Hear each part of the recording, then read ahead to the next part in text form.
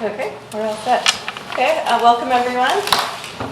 We'll start by acknowledging that we're holding tonight's meeting on the traditional territory of the Squamish First Nation.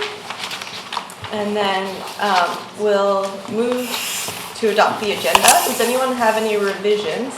I added one thing for Craig Worker. Any other revisions? If you like, Chrissy, would like to bring up the council's strategic plan, but we can leave that for roundtable if that will work for you. Absolutely. Very good. That's great. Okay, so does someone want a motion to accept the agenda? Okay, I got two. And Caroline seconds. Okay, so we'll just take a minute. I know we've got a lot of new faces here, but let's adopt the minutes from last month or year's meeting. And there's a bunch of copies here, so we can pass them around and we'll just take a minute or two and everyone can peruse them and see if they have anything to add. Oh, I think there's some on the agendas too.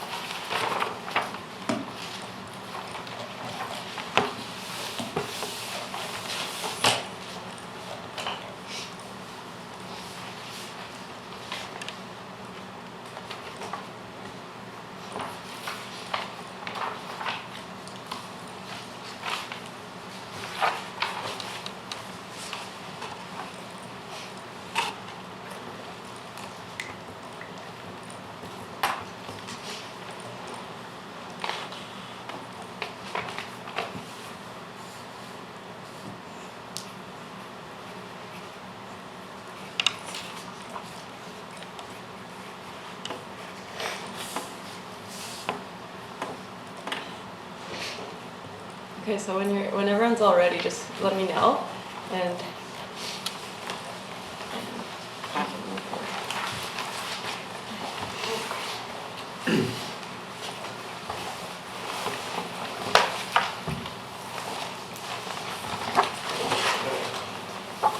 That way we know who you are.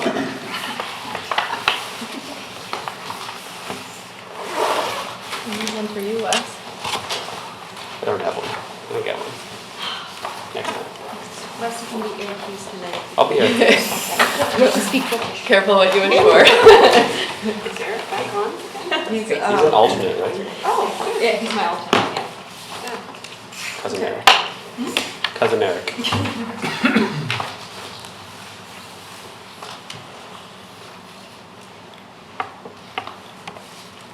So is everyone happy with the minutes? Yep. Wes, you look like you're almost done. I'm good. Okay. I'll put forward a motion to approve the minutes. So in a second. Caroline. Okay. Okay, so we did this last time, member introduction, but let's do it again because we've got a lot of new faces here. And Sarah, I'll start with you. Okay, Sarah Barker, representing FMCBC, new to the crew, so yeah, I'm happy to support this and I love the Bluffs. Gary Buxton, I'm a general manager here at the district, so Parks Department, Engineering Department, so Public Works Engineering and Planning Departments. Eric Anderson, councillor representing council on the committee. Caroline Walter, representing Climbers Access Society of BC. Aisha Phil, I'm a planner at the district and I'll be taking over from Elaine's position as the staff liaison. Andy Dawson, District of Squamish Parks and Operations. Elaine Naseby, planner, and I'm going to be passing the baton on to Asia. I'm Barry Janik, I'm the Executive Director of the Federation on Clubs BC. Mike Jones, resident in the Smoke Bluffs and new member. Particular interest in the Bluffs alone, and spent a lot of time in them doing everything we do. That's great. Yeah. Welcome. Yeah, Wes Daven, prospective member at large, member of the committee. Yeah, I live in up in Hospital Hill, been using the Bluffs for hiking, climbing, everything. Yeah, just happy to serve on the committee. Laura Modray, member at large, and I like to say that I represent pedestrian users. The only probably non-climbing person here.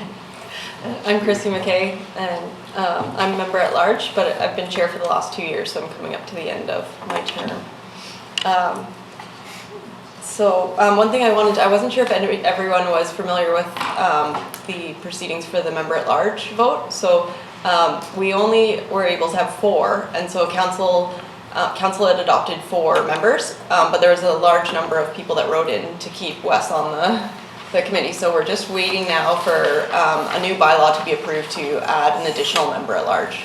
And I think I watched the council proceedings, and it seemed that, well, Eric, you spoke to it, and I think also it seemed that there was people in favor of having more members because we do have so seldom meetings, and more people is more people to have a say, I guess. So that's the update on that. Okay. Can I just say thank you to everybody who supported me in whatever was going on. I wasn't even aware of it until, and I don't have Facebook, so I don't know the full extent of it, but I heard there was quite a few people that wrote something to the district in my support, so I'm humbled. Thank you. You're welcome. You were the instigator? You started this all. I saw a strongly worded letter from Brian. Oh yeah? Okay. Great, I'll have to thank him. Okay, so the next item on the agenda is the appointment of the 2019 committee chair and deputy chair, because 2 years is the maximum. I know a lot of people wanted to be here tonight that couldn't, so I was gonna put the option of pushing this to the next meeting so that everybody had a chance to vote, and then if once the proceedings have gone through to amend the bylaw, so we have the additional member of large, then Wes has the opportunity to step up for any of those roles. Would anyone like to approve that or second it? Do we know how many people have put forward their names to be? We would do it now, or next meeting if we decide we'd like to do that. I can move it forward. I'm happy to push it to the next one. Yeah. Okay, 2? Awesome. I know Brian really likes to be here for those. Okay, so we've got budget update and park maintenance. So Andy, are you taking care of that today? Yep.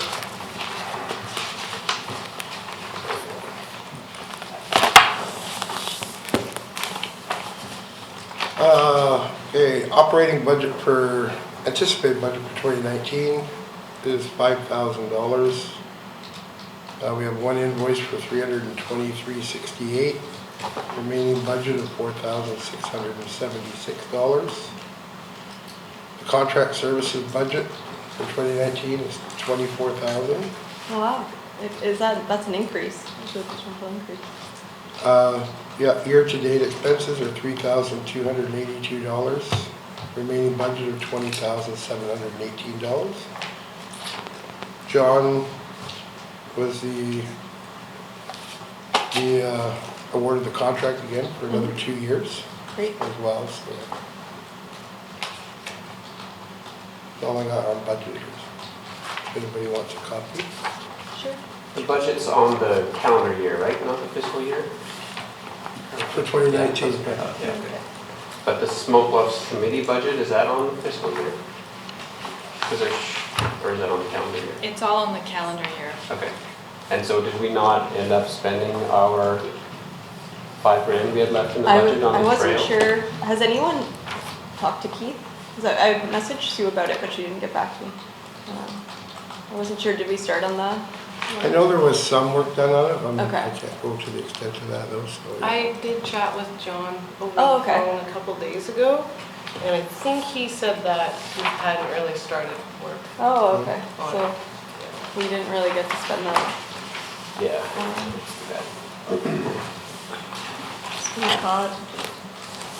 So yeah, the 323.68, that's for a bunch of hardware that's been, that's for, I can't remember what Brian said it was, but, oh, I think Craig X. Yeah, and then basically general maintenance, ongoing washing, litter, brushing. That was a previous business here, was going to do. Notable projects and maintenance this winter include 2 stairs beneath the Lumberland Trail Bridge, where there's some erosion going on, where the steps onto the bridge was becoming too high. These stairs have been made from a nearby old cedar log from which was cut by 2 large rounds. John did that. He's kind of placed them in actually quite well too, so they actually look, you know, quite nice actually. A new simple boardwalk across a better defined ditch on the upper loop trail. Lots of ditching near, you know, Panorama Crag. Has kept the trail in reasonable shape. And the biggest project to note is Harry Young's Crag development just off Lumberland. Contractor helped with tree removal. We assisted with that. Of 12 trees for safety reasons necessary as it are in the particular environment, and with branch removal it was a BC Hydro. And so we're going to try to get them up there to chip them when they come back into town. One question I had is, has there been any word from John on like trees that are kind of like blowing in the wind or like deadfall kind of trees? Because I did receive an email from Chris Small, I think, saying that he's another local developer. He said he noticed quite a bit of kind of like blown trees that were kind of like danger trees. No, I haven't received anything from John. Usually if there's issues in that regard, we have danger tree personnel on staff that can go look at that, and we would react to something like that, so. So do we need to have a specific location for those, or would they just go for a walkthrough? No, it would have to be a specific location. Okay, We I can can't try and find out ignore more it. information. Yeah, but if they do have any issues or somebody sees something, it's definitely worth calling the Public Works office and explaining the area, and we can send somebody out to have a look at it. That's a good point that you bring up, actually. There's often danger trees that show up from time to time in the bluffs that, you know, trees just die and then they're there and they are a serious safety hazard. And sometimes they fall down, sometimes they stay there for years, but an annual wildlife danger tree assessment is probably a good idea, especially on the edges of the well-traveled trails.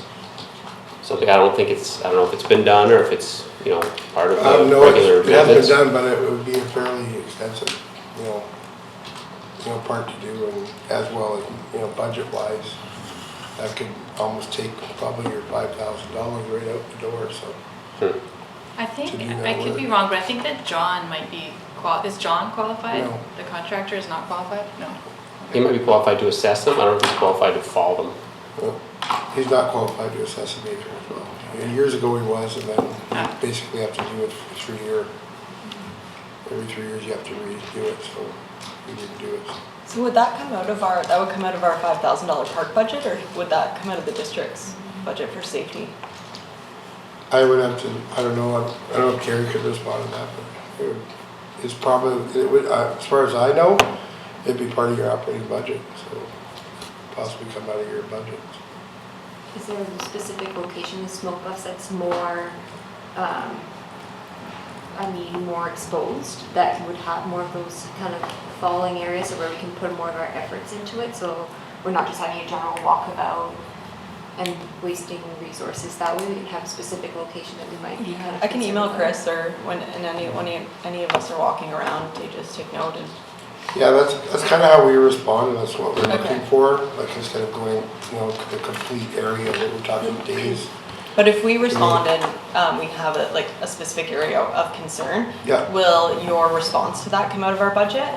We will, no, we'll go look at it Okay. on our end of it. Okay. Could we simply, if we're up there and we see a hazard, literally drop a pin on our iPhone and email that to you? Yeah, Good GPS Oh, yeah. spot right Yeah. there. yeah, Yeah. we actually have that. We can pick it up right off. So that would be useful if people are up there, Mhm. make the note, drop the pin. Yeah, a picture would be nice. Yeah. If you see something Is going there an email on. address specifically You know, you should send just it? because trees lean, that doesn't mean they're dangerous. Right. Or depending where they are too, so. You could send it to me too for Yeah. now until Okay. the next year takes over.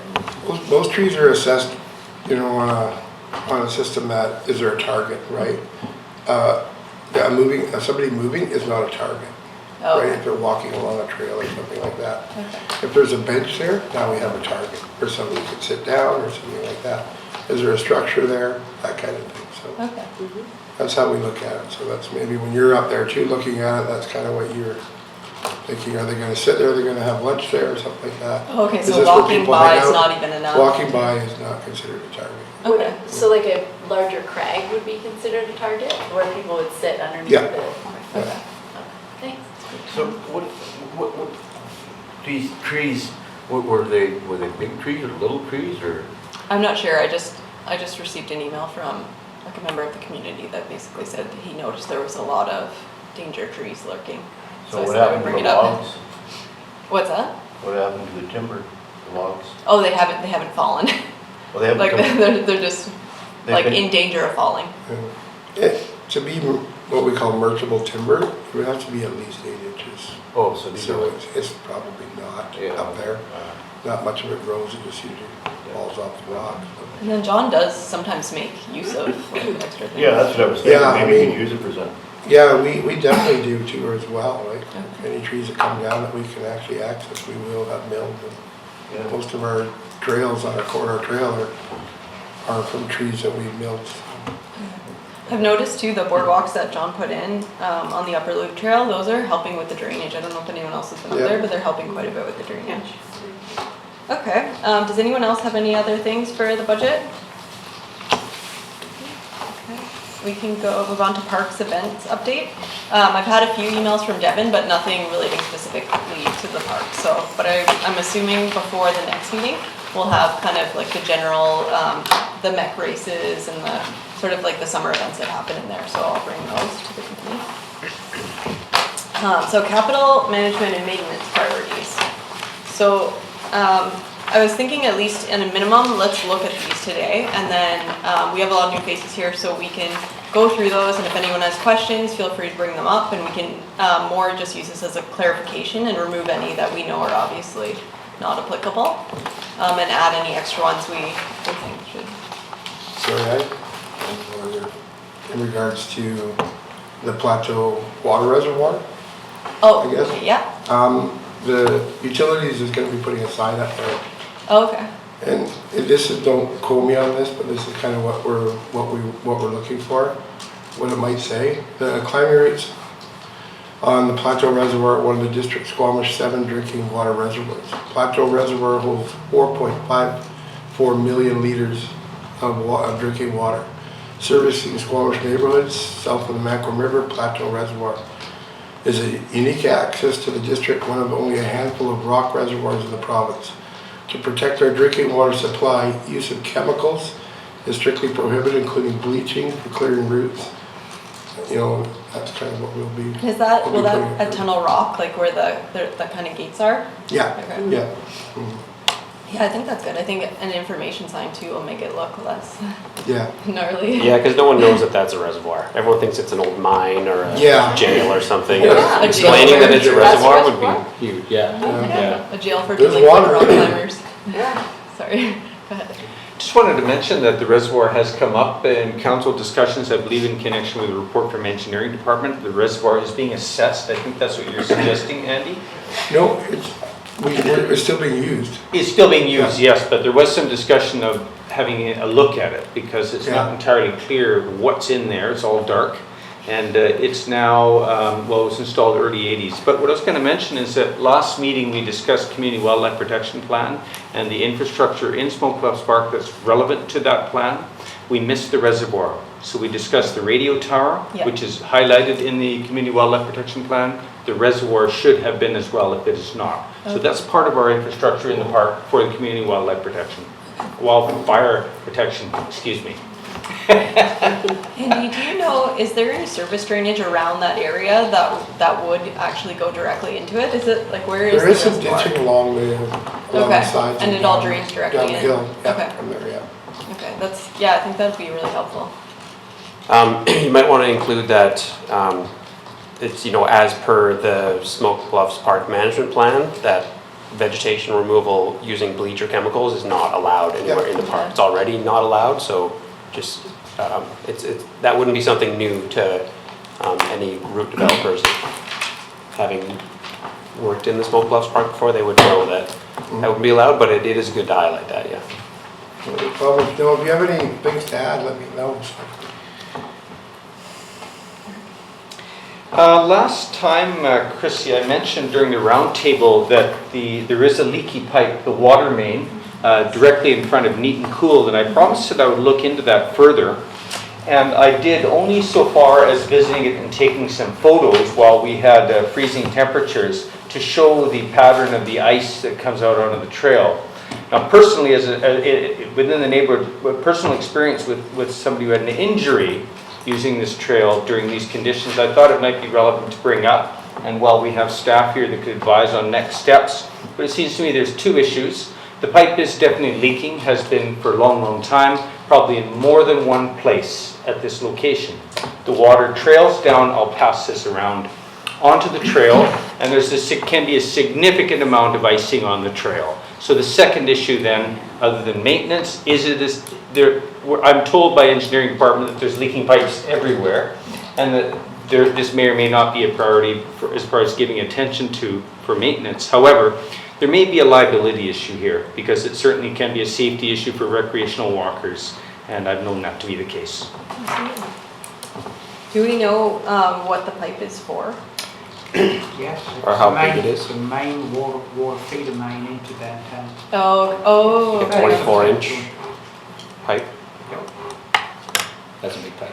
The pipe itself is buried under earth and was immediately after construction, so you can't see directly where the leaks are, but it's clear that there's probably at least two locations within a space of 20 feet or so, 20, 30 feet, where there are leaks. It's probably at the joints there. Is there something, Gary, do you know, is there something we could do like that wouldn't be like replacing the pipe? Is there temporary fixes or? Oh, yeah. Yeah, I mean, I can certainly share this with, and Andy can take that back to Bob and Ben, and they'll certainly go take a look at it.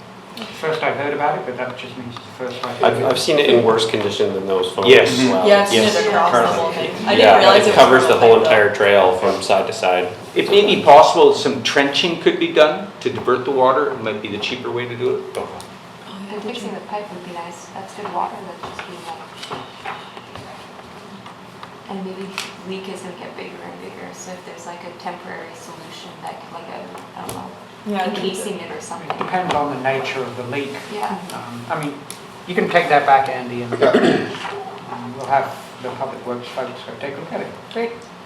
I'll just mention something personal on that same topic. Eric, I was in the park recently and it was very icy and I found it quite treacherous. Yes. And it was in this very location, but I don't think it was where the water was leaking. I think it was icy regardless because it's a rock slab that forms the main part of that trail. So I don't know if there's something else that's part of that consideration, because that's on the right-hand side of the trail, and even on the left-hand side, it was all icy as well. There is a ditch with a culvert that goes towards the end of Panorama Place there, and maybe there's some water that's going underneath, what is that, King of Rock and past Kangaroo Corner. there's some water that's leaching through the trail that's going up against the bluff and it's coming out on the rock slab, so it may be coming from there and the pipe. It's something for the public works people to probably go and trace Is anyway. it actually coming out of the pipe? It definitely is coming out of the pipe, and we don't need to wait for these conditions to see that. Even in the summertime, it's quite clear there's water coming directly from the pipe. It's quite visible. Well, I think let's get an assessment and you guys can take a look and see what you think, and then you guys would know better what kind of cost the district's willing to put into fixing it, and then if not, we can look at trail upgrades that might include like drainage, or we can put some sort of things to make it less slippery or divert the water. What do we have next? So that's budget update and park maintenance. Is there any other further items on that topic? No? I guess since we didn't start doing the work on the east side trail, should we add that? I don't know if we have that it's probably still a priority, but just to We should move it up. Yeah. making sure that it's still a high priority there. It's number 4. Okay. Can we task Yes. someone with getting John to get Keith to start working on that trail? Was there a land issue still to be dealt with? Or? No, I think it's just the weather. Yeah. I think it's just the weather. That's what John said. Okay. Nobody's building right now. Okay, so let's go through these charts and then we can bring up the rest of there's a few other things I've got for a roundtable too. So starting with capital, can you guys see those? My glasses. So we got replace kiosk map, and I know we had that in our minutes from last one. Oh, awesome. I don't know how we were going to review these. So Helen did this and thought that we should bring it to the committee to review before we print them. They look a lot like the ones we currently have. They look fine to me. So there's one for each sort of direction.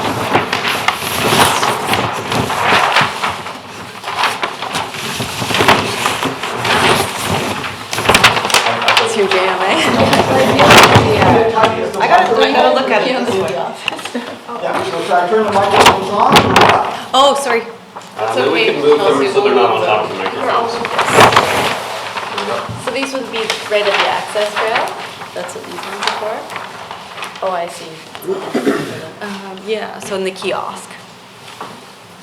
Yeah, so that'd be at the parking. This one would be at the parking lot. This one would be at the end of the Smoke Bluffs Road there. And that's where currently the 2 kiosks are. Yes. Just to get me up to speed, where's the east side trail going in? It would start right around. It would go up this dotted line is kind of a rough trail. It's Okay, kind of the top of roughly the where it's stairs going to there. go. Yeah. Yeah, you'd go up the top of the stairs, and then you'd hang a right just before call it a day. And there's kind of a rough trials bike trail that's recently been ridden more and more. And then it would connect in with Tree Hugger, and it would stop here for now, but eventually it would come across here on our new trail and then link in with these and make your way up to the summit, but stay completely within the park rather than going outside of the park that we don't have really control So over. one's Grand Dog. So do we want to label those additional crags along the east side boundary? Yeah, I think this one's Grand Dug. It should be labeled, I think. Yeah, this one's Coburn's. Helen's back next week, so I can ask her to Okay. add a couple more labels. If anyone else has any suggestions, maybe we can write them down and I can get that done. We specifically don't want to label crags that are on private property. I think Yeah, Grand Dug is not. No, it's in the park. Or that's what I mean, it's in the park. Yeah. Oh, okay. Makes sense. That hiker's going the wrong way. Just kidding. Yeah. And I'll just speak to one item at the last meeting. There was a question about where is the boundary of the park on the east side, so just under the summit. And on our GIS, there is a sort of like a utility corridor. So the park boundary itself does end on the west side of that strip, but it's still municipal land till the right-hand side, till the east So side. the entire right-of-way is municipal land, but not park land. Yeah, exactly.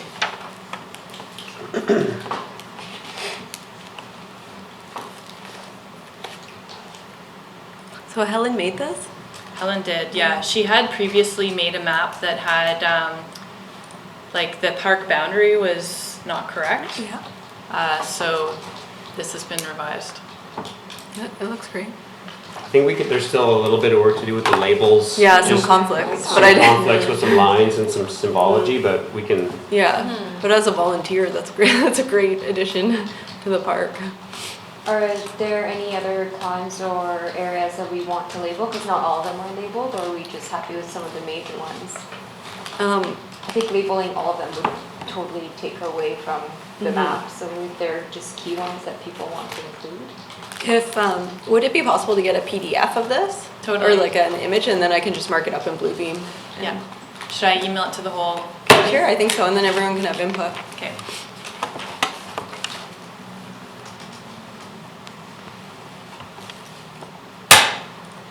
Yeah, I think there's still room for a few more labels on there. We definitely added some crags and added some labels that weren't on the previous one, but I think there's still some more room to add some more. Okay, so I'll email it, and then if you guys want to provide comments, I can forward them to Helen. Yeah, sure. I wonder too if it's a good idea to add some sort of thing on the bottom, like about no camping. Great idea. Yeah. The FM CBC lands are not on this version of the map. It's not technically in the park, I guess.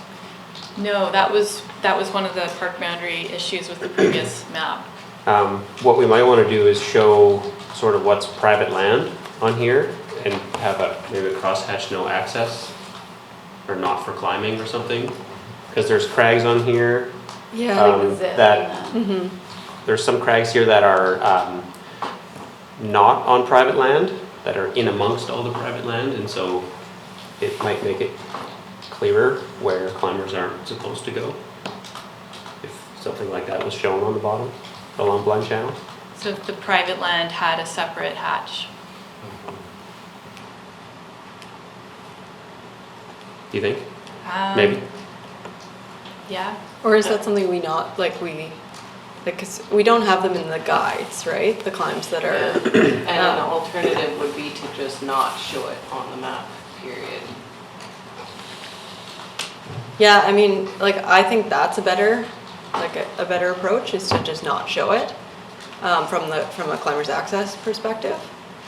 But I'll let everyone else comment on that too. Like just not show any crags that are. Don't show the crags that are. Yeah, on right private down, property. none of the crags on private land are shown. But there's some, I don't know, I guess if there's a crag shown on the map, it's not on private land, but it doesn't say that anywhere. I mean, maybe not everyone knows that there's private land down there. Maybe it doesn't matter. During 2011, former CAO Kevin Ramsey had interviews with the adjacent private landowners, and the subsequent maps that were produced for the park, there was an arrangement that these trails would be removed. And so we do have a trail there through a couple of private, I'm not sure where they extend through the Beckman residence. So there are 3 private landowners adjacent. But that was the understanding at that time, and there were some adjustments made to the kiosk maps, the one up at the top and the one at the bottom. Yeah, and I think if the landowners were happy with those arrangements, then I think we should leave them as is. But I personally, I think not showing the crags that are on private property is sufficient. Because sometimes pointing out that there's this conflict is not always the best approach. Just wondering, I agree with you there, but on the topic of signage, can we make maybe the outhouses signs bigger or a different color or something like that, like a yellow or blue, just because. As a resident out there, I support that. Yeah. There are like feces everywhere. My Just- dog eats it almost daily. Oh my It's horrible. There's been quite a bit of public, like people on forums and stuff mentioning that too. Yeah, it's actually unbelievable. So- Potentially with the water reservoir too, that could be an issue. Yeah. Maybe some of that in the signage. No. That's a hot button for me, there's out. But like, I am 100% for a Yeah. cleaner park and making the outhouses signs bigger and in a different color, I think, so they don't blend in, because right now sometimes I'm like, oh, it's a hiker, climber, oh, camera. It'd be nice to just have like, this is where you're gonna go to the bathroom, like no excuses. Yeah. One question I have is, are any of these washrooms like inoperable now? I know we ran into that at Murrin last year, where one of them was no longer, it was full or couldn't, like, and so Squamish Access put in a compost toilet. But is there any of these old ones that can't be used anymore? Or The two down the parking lot are This one here. GFLs that we put I in. don't know. The one up in the park Oh, no. is compostable, which is It's okay. actually hooked into the sewer system as Okay. well. One by Octopus Garden looks good still. Okay. Yeah, I think they're all operational. Yeah. They're maintained as well. Yeah, Okay. there's another Looks one. sketchy, Yeah. that's all. It does, yeah. Did you want Isn't signage? there like one in here somewhere? No. Yeah. Oh, yeah, no, they're all fine. But, I mean, do you want Yeah, signage indicating where they are or I something? think it'd be important. The signs right now, but they're kind of confusing. They're almost like little cartoons. Yeah. It looks more like There's one somewhere in there, Yeah, yeah, like an old it's got shack. that I've never been in it, but it should perhaps have an emblem and words. We can add that in the, Yeah, there's a pedestrian. maybe in one of the capital pathways, we can add Yeah, signage I would to, keep that separate, because that's. Okay, we can get her to add that one. we can add it to one of our capital. Is it a working one? Mention it. The door didn't lock for Yeah, a that's a while, good but question. yeah, because maybe that's something, if we're starting to see like an increase, I mean, I think both Climbers Access groups should do their best to get the word out that that's not acceptable. And, but I also think that maybe we should look at make sure that all of our washrooms are operable. Yeah, and this one being key, just because it's so popular along Absolutely, Maple yeah. and Is there one that's of concern or one that's more Not sure. susceptible? Michael, is there any specific areas you've noticed it's worse? It honestly does happen daily. I can't believe how much is out Oh. there. My dog's a bit of a magnet, unfortunately, to it, and she's a good little sleuth. So everything that's another part of this. That doesn't matter. Okay, so that's everything underneath the bluffs where that vacant lot is. There's quite a bit in there. Up above the reservoir, actually, quite commonly she'll get into it there. Oh, Tunnel Rock. Yeah, Tunnel Rock area. Everywhere along the main trail. A little magical nose will find it. Particularly the Tunnel Rock area. There's the main trail that goes up towards Bluffwall. I don't know what this trail is called. In behind Neat and Cool, and everything in this zone as well. These are the easily hit areas. So there's large volumes of people in here, and there isn't really in this zone a washroom other than up at Octopus Gardens. Is there, Down at Neat and Cool there. what sort of cost is associated with bringing in a porta potty for the summer seasons to, because I don't know is that all rock in Gosh, there? might honestly be helpful. Would we be able to put in a pit toilet? like at the edge of plateau or something. Yeah, what about over here, up here at the? Yeah, like at the You could junction. drive to here, so you could drop off a porta potty there just for the busy summer At around season. Ronan's Corner, just like where the road. Where, Or like the where junction Tunnel before Rock, the Tunnel Rock stars. Quite Junction. easily. Yeah. And there's already a garbage not that far from it on plateau. So like there's that Right gate, here. right? Mm-hmm. Yeah, I think a vehicle could get up there, but is that a substantial cost? And would that come out of our budget? That would probably come out of your budget. I mean, we're pretty well maxed out for our toilets as it is. Yeah. How much would it be? I think that probably a rough range would be about $200 a month, depending on how long, how many times we need to service it is what it was. That's including service? Well, that would probably be like a bi-weekly type service, where we do weeklies down below. That's Okay. Should we make it an experiment? See how it goes for a season? I'm for, yeah, like, so 200 See how much it bucks. gets used. Yeah, or Like like, the summer months, yeah, I always support. so that. that's gonna be about 2,400 bucks though for the year. So that's half of our budget. $200. Could you Yeah, if we do it the for. 4 summer Oh, months? so we could The just do it summer- for the 4 summer months, Yeah, so 4 $800 months bucks? in summer. Okay, like I'm you just do happy with July, that. August, September type thing. Yeah. Beginning of Yeah. June. Yeah, May to September? Yeah, and somewhere that you can get a truck to, so somewhere around Before Tunnel May Rock Law there. weekend or something?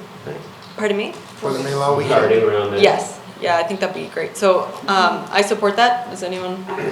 Yeah, absolutely. Great. There's a flat spot by the bike rack there. Just wanted to point out that there is a bike rack, the one near the stairs down in Cool, and the toilet facility at the top kiosk that were donations. Yes. So the Squamish Climate Action Network partnered with, one of them came out of a Reuse It Fair donations bin, that was the bike rack, and the other one came out of a partnership with Van City Squamish Savings. Yeah, I think So Squamish there- Access There was may be involved in that too. some possibility to look for those kinds of options for financing some of this. Yeah. I think making it a trial season would be great. And Yeah. then We put in a compost toilet at Murren last year, and it's quite substantial. We're looking at like, it was upwards of $13,000 for the compost toilet. So it's costly, and it's something on behalf of Squamish Access, we would need time to put together grants. Like you have to apply to MEC, and you have to apply to Arc'teryx and the big companies, and CASBC we'd apply to as well. So that's something I can bring forward to our board too. And I know the Squamish Access rep specifically is not here tonight, but I'll bring it forward to them. I think something, because the only one really deep in the park is Octopus Garden, so if there was to be a composting code, maybe something in this kind of middle area of the park would be really useful. And I think probably something that's very affordable is just some really good signage. Just a little bit of an education program more than anything else, so that people know, I mean, for me as a resident, just that they realize that there's hundreds of people that live up there that are actually not homeowners. They're in a community. Absolutely. And there's kids and there's people and my dogs. dog, sorry Elaine, my dog will eat it and run and kiss your kids and it's just, Yeah. sorry. No, fair enough. But it's just kind of, it's an extreme example, but I'm probably not the only dog owner that experiences that. So education, I think very important. I think, so we added some signs, I believe at the one end at of last Newton year. Pool. Was it just one? Yeah. And has anyone seen that sign? Is it up?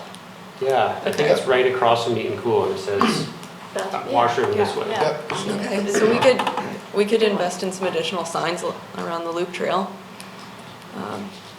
Probably be very effective actually. And cost effective. Okay, so do we want to choose locations for those and have John, let's vote on that today because we have so few meetings, we just need to. So let's choose some locations that we want to add those. The sign that says where the washrooms are, or even, I mean, there's, at all the trail junctions, or a lot of trail junctions, there's the posts. the maps with the post on it. So I know they're behind the plexiglass. I don't know if you can take that off and put a little red sticker or something showing that there's a washroom there, or if we want to put a new sign that says washroom, but then, you know, left or right, there's like a maze of trails to get to them. could we mention the area? Washroom at Octopus Garden. Like if you're going there, you have a book, or you know the area, you're like, you can't feign innocence. You'd be like, oh, I had no idea where the restrooms were. It's on the map, it's in your book probably, because unless you know, anything, if you know those cracks perfectly well, you probably know where the washrooms are. So no Yeah, ignorance. it's kind of disappointing. And I think if it's a graphic and like a graphic to the bathrooms like it currently is, but also the word washrooms. I think with that very clear arrow would be useful. Okay. And then the other thing too, I've pondered doing this myself before I knew there'd be an opportunity to be on this committee. Just a very simple, you know, little sentence or two, please, you're in a neighborhood, please respect the neighbors. If you must go, do as, you know, do as pet owners do. Yeah, I don't think it would be expensive to have some of those. Yeah. We do have signage, Squamish but as well. not that end of it, but respecting the community and the neighborhood around the area. Yeah. Yeah. Okay. But Just a reference specifically to that particularly action. It's gonna get worse in the summer months. Like if it's bad now. It's actually quite bad even right now, surprisingly. What about one near Ronan's Corners and then one near, there's a couple trail junction signs near the Lumberland Trail. That would kind of be central in the park and then still along the main loop trail areas. The one at Lumberland could say that there's a washroom at Octopus Garden or, you know, back at the parking lot, I guess.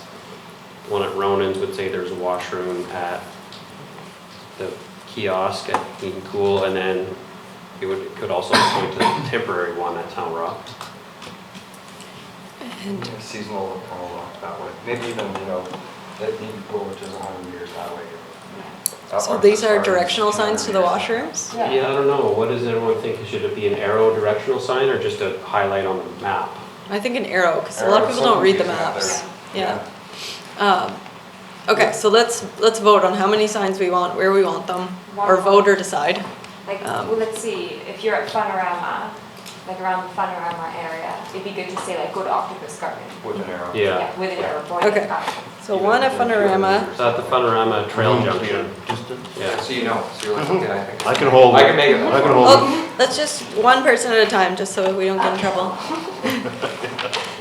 Thank you. We're gonna make it. Gonna get in trouble. Okay. So Wes, So one go ahead. one at Funorama that says go to Octopus Garden, either with an arrow or words or something. An arrow and an Octopus Garden. Washroom at Octopus Garden with an arrow. Yeah. Okay. One at Ronan's Corners. The closest one would be the temporary one. It's quite a roundabout way to get to another one. It is kind of downhill from there though, so if you were to, like, it's kind of a logical. Yeah, okay, so let's say washroom at, I don't know, what do we call that? Neat and cool washroom or the play park? Play park. Washroom at play park. I don't So think we that's at should. Ronan's? Yeah, I don't think we should direct any signage to the temporary washroom, Yeah, because that's a then good when we idea. take it 'Cause- out. But if they go this way, we'll they'll signage. see it and it's on their way to the other one anyway, so Okay. that'll kind of serve both So purposes. at, what, you said Neat and Cool? Play park. Play park. Okay, so that's number 2, 3. Almost at every entrance, like if you were walking into the Bluffs, every entrance point, there should be a sign. Yeah, This is junctions. where they are, and the little education sign should be there. Okay. And then for sure, like Wes is saying, at these important junctions. But they would, at the entrance, they should see these maps, right? So they should be able to, like, I mean, there's porta potties at the entrance of the one down right at the parking lot. So it's like, if you really have to go, like, come on, just turn your head and get right So there. why don't we approve 5 of these and get John to put them in? John's pretty good with signage, and then we can evaluate at the next meeting if we want more. If it's just 5, it should almost be at the point of entry then, because it can't be seen. At main point of entries? Yeah, okay. Yeah, I And mean, then John there's- can put them in. There's washrooms and the map at the point of entries already.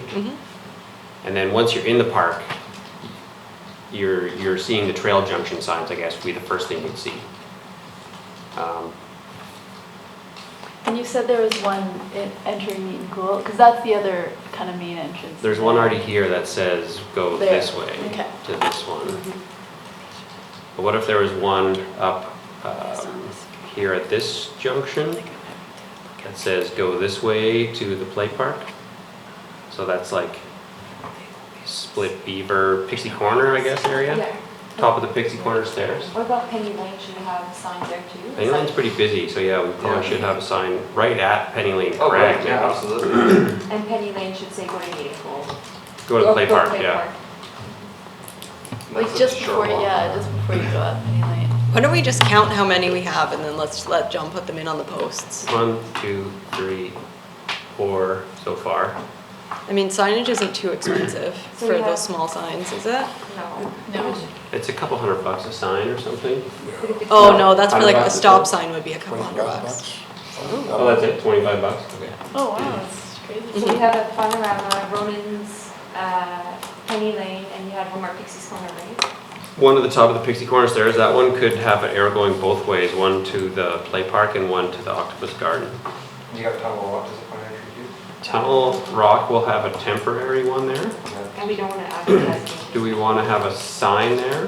What about? Well, there's one at Ronan's Corner, so are you saying there's lots of, There's a special amount in that area. Really? Yeah, In Tunnel Rock, like above and around, or just? everywhere. And it's often, it can range from literally a foot off the trail to slightly more appropriate distance, maybe 20, 30 feet. But there's a lot, but I wonder too, is that an issue with, Rockwood Reservoir there? I didn't even consider that. I don't know. where's That's- the, I mean, it's definitely an issue. groundwater Can't get percolation, it. right? Yeah, Yeah. yeah. And I think specifically too, just the ferry, and I don't know what the word would be, discuss that here, it's not even rocket science. a sentence or two, just education for people too. So I think the signs is really great. Thank you everyone for filming this. I think this is incredible. And just, a sentence or two of education, just so people really realize that there's hundreds of people and their kids and their pets. So Andy, you guys have the respect your neighbor signs Yeah. for the district? Could we put some of those up along the adjacent neighborhoods? Maybe even at the entrance of each of them, you're about to enter like a community. I think people, actually, I would say that there's, I mean, with the odd exception of someone falling and swearing because they can't help it, I never feel disrespected verbally or noise-wise by users in the park. It's more just actually physically going to the bathroom. So I don't think we should beat around the bushes. I think we should say, do not use, you must use the washrooms. Maybe there's even a bylaw in Squamish about this, I don't know, make reference to that. And if you must, please bury it or remove it, as you would with your pet. Pack it out. Yeah, pack it out, really, like literally. Like, Yeah, we could add that to the map. We could add a text box of the map that says something to that effect. Yeah, We don't have a lot of room on signs. I'll talk to Squamish Access and maybe we can put together something for that. Sure. I know there's Friends of Squamish has Leave No Trace ones, but Squamish Access can put together something like that, I'm sure. I think it literally needs, in this case, to leave no trace, including the last human. The poo fairy doesn't live here. Yeah, the poo fairy, that's a funny way, perfect. I've been racking my head how to do this. Yeah, the poo fairy doesn't live here, pack it out. That's cool. Okay. I'll bring that forward to that committee and I'm sure we have budget to it. Yeah, cool. So just really quickly back to these signs, is there one more that we want to add at a major junction? So we have Penny Lane, we have Ronan's Corner, we have Funorama, we have Neat and Cool. What would be another good, is there one near the Smooth Bluff Wall or Lumberland? Or? Yeah, Smoke Bluff Wall is pretty popular, so even though they just passed one on the way there, either way, we had to put one like 100 meters from it at Eaton Cool, so yeah, maybe putting one across from Smoke Bluff Wall from Mosquito there would be a good spot. That would be great. Because that'll direct you to either the play park one. Probably better to go down. There's a lot of people going to the play park one. Why don't we direct people to the mystery one in the woods there? This mystery. The one that's not on the map right now. Yeah, double check that it's still in service, I guess. If there was a temporary and additional, I realize there's no budget, but down the road, maybe in a couple of years, this could be brought up. But if there was an additional temporary one put in too, probably between Neat and Cool and Smoke Bluff Wall in this little area, that's a heavily used area, and people are spending their whole day there. Crack Rock. Yeah. Like near Crack Rock. That zone in there. No, it's just, I saw a person taking a poop right by that little one. The outhouse? The unknown outhouse, because it's just like, it's really obscure. It's like. It is kind of bushy in there. I wonder if a bit more veg management around it just to kind of open Maybe it they up. thought that was a balcony. Maybe they're like, oh, they made it all leafy for me. Oh, okay. There's some toilet paper. Okay, well, why don't we see if the signage helps? And then in May, we can talk about this again, whether we want to look at funding for additional budget or have that come out of our budget.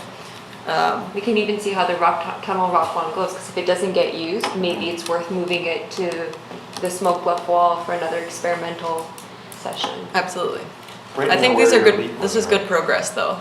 And I'll follow up, Michael, I'll follow up with you after the Squamish Access Board meeting about those signs, which is end of March, or beginning of March. Okay, so. Chrissy, I was adding them to the table, but it wasn't clear exactly. So we got Ronan's, Panorama, Penny Lane. Did we want one near Lumberland? Pixie Corner, top of the Pixie Corner stairs is kind of near Lumberland there. Okay.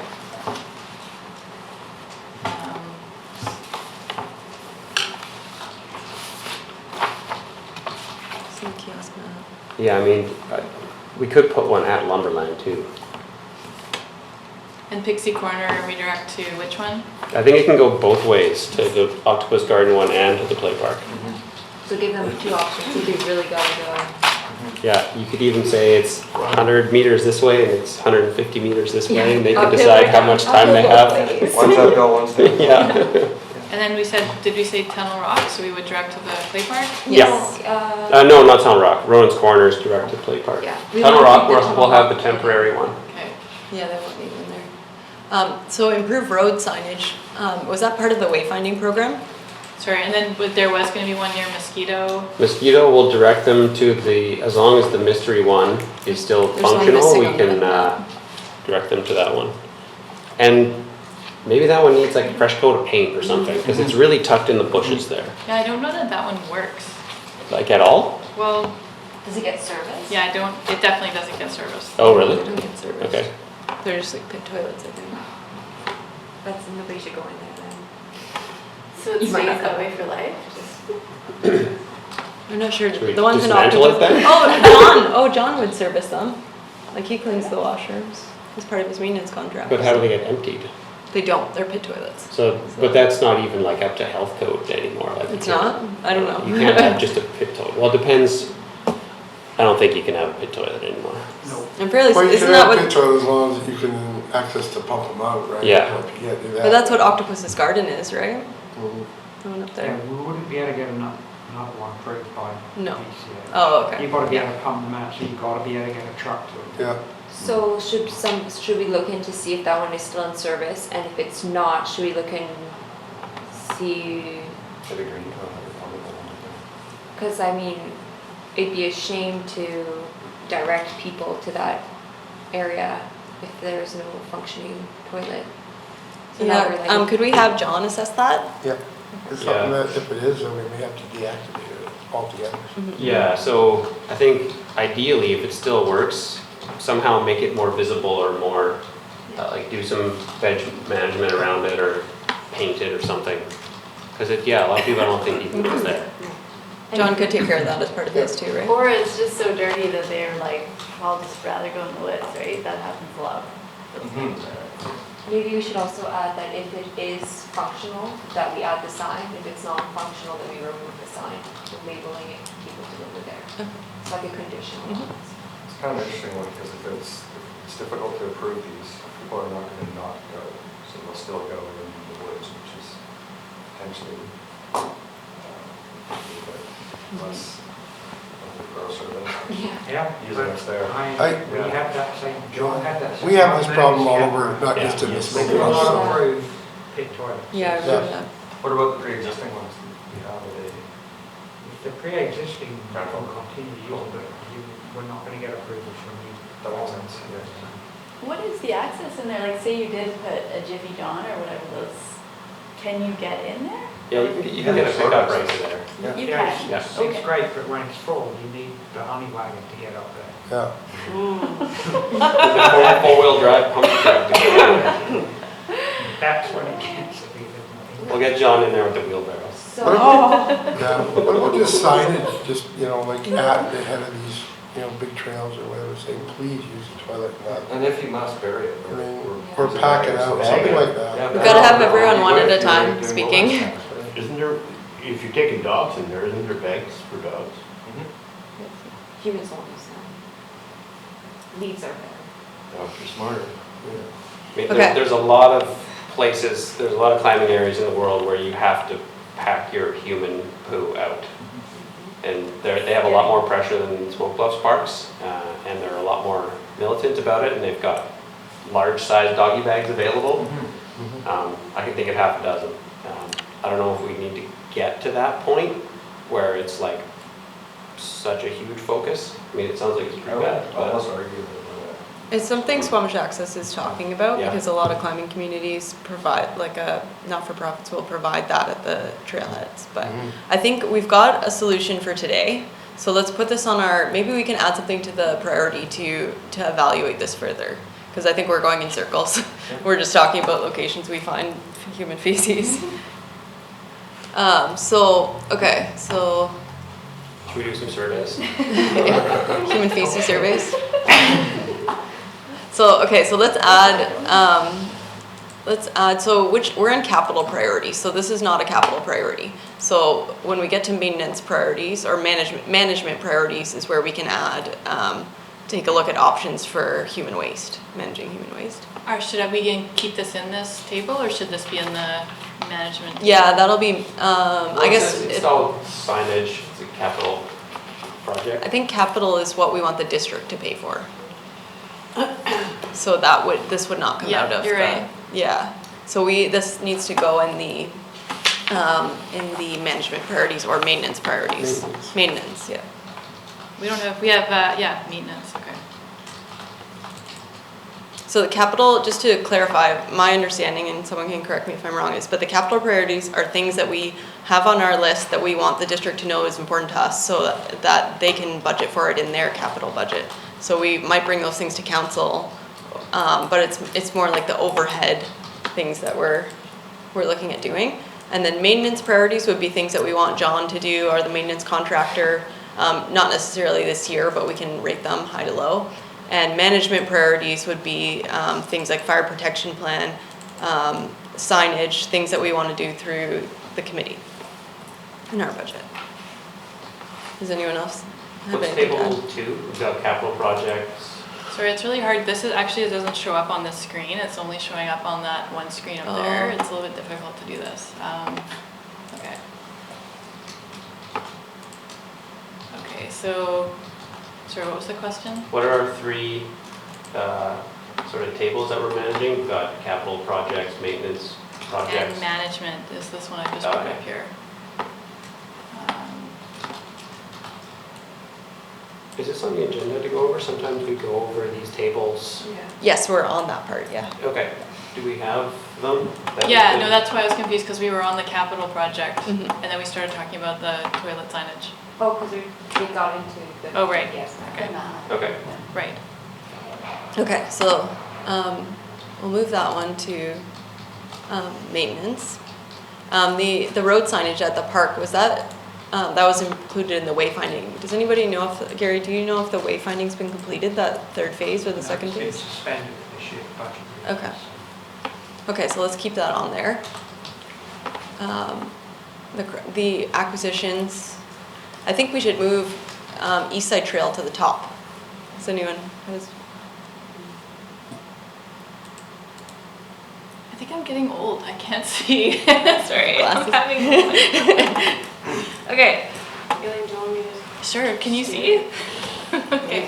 Maybe We'll it's the switch this. angle. It's tough when the lights on, it's more challenging too.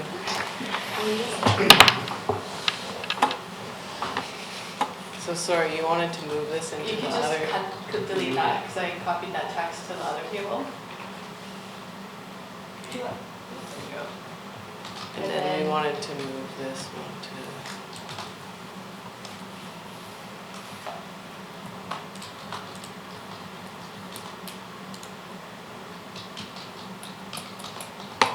It's really hard to see. That's it.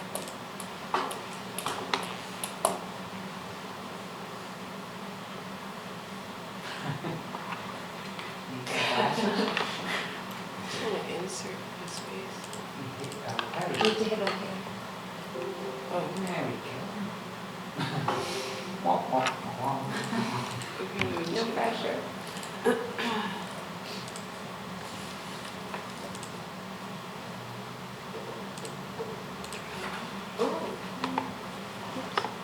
That looks better. The blank one? Yeah. Fill it in. Nothing to do. Try inserting a right first. So what do you want to talk about for the East Side Trail? So do we want to just move that up to the top, because that's one of our top priorities right now? We've been trying to get that going for a bit. Finalize in addition to the loop trail. Do we agree it's still moderate? Yeah, so the east side trail was a high priority, and the addition to the loop trail to extend to the Smoke Bluff Summit, I think that was the phase 2 of the Mhm. east side trail, I think. Think you guys moderate until we get that first part done? So, yeah. Anybody have any?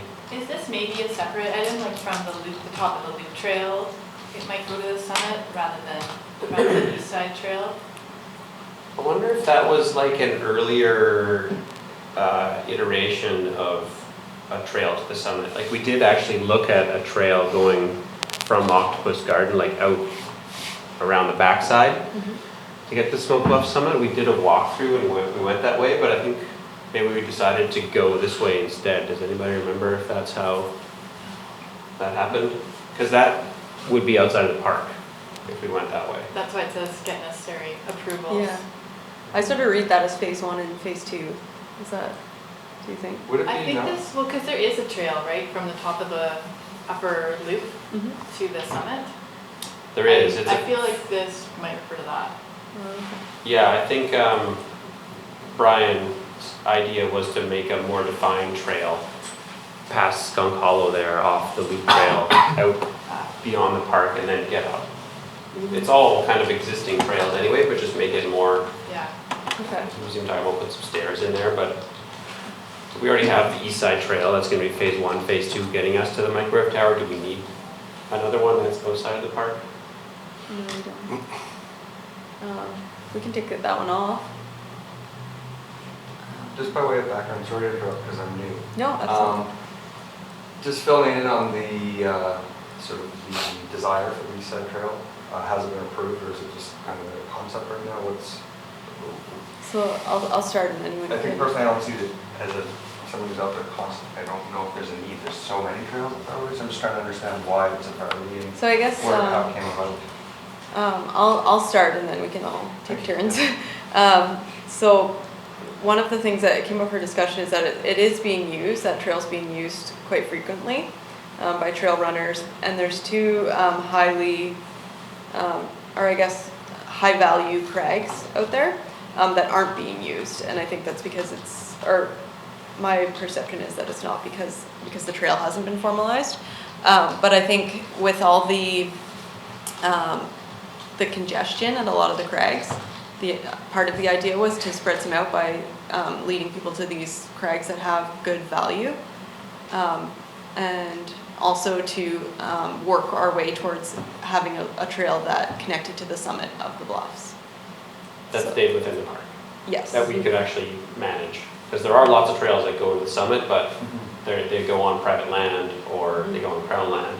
And as the committee, we're not really able to promote those or do any maintenance on them or anything. So we wanted to have a trail that would make its way to the summit that we would sort of be under the purview. And there's a really beautiful tree in there that's worth seeing. It's huge. It's just gorgeous. Yeah, it's one of probably the biggest trees in the park, or one of the biggest trees in the park. Yeah.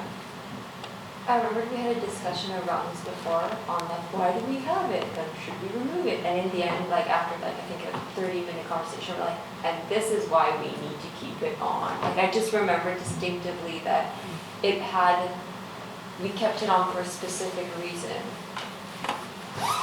This is the loop trail. Yeah, the loop trail. But we made it moderate for some reason because it wasn't at the time like the most urgent, but we did want to keep it on because we've been pushing it forward and forward and forward. Well, we can leave it until other members are here too. That can Yeah, maybe it's not an Brian issue. is more remember about that. His memory is probably better than all of ours. Yeah. I'll ask Did you Helen leave it too. moderate Yeah. because of the approvals? Is that, I think that's what it was, isn't it? It could be too. But I None know of that these are concrete either, so we don't even have to get through the whole list today. But I just thought since it's the first meeting of the year, it's good to And at least. sorry, just to understand, I didn't. No, that's okay. It's just so that we don't talk Yeah. over each other because we're on camera. Okay. Go ahead.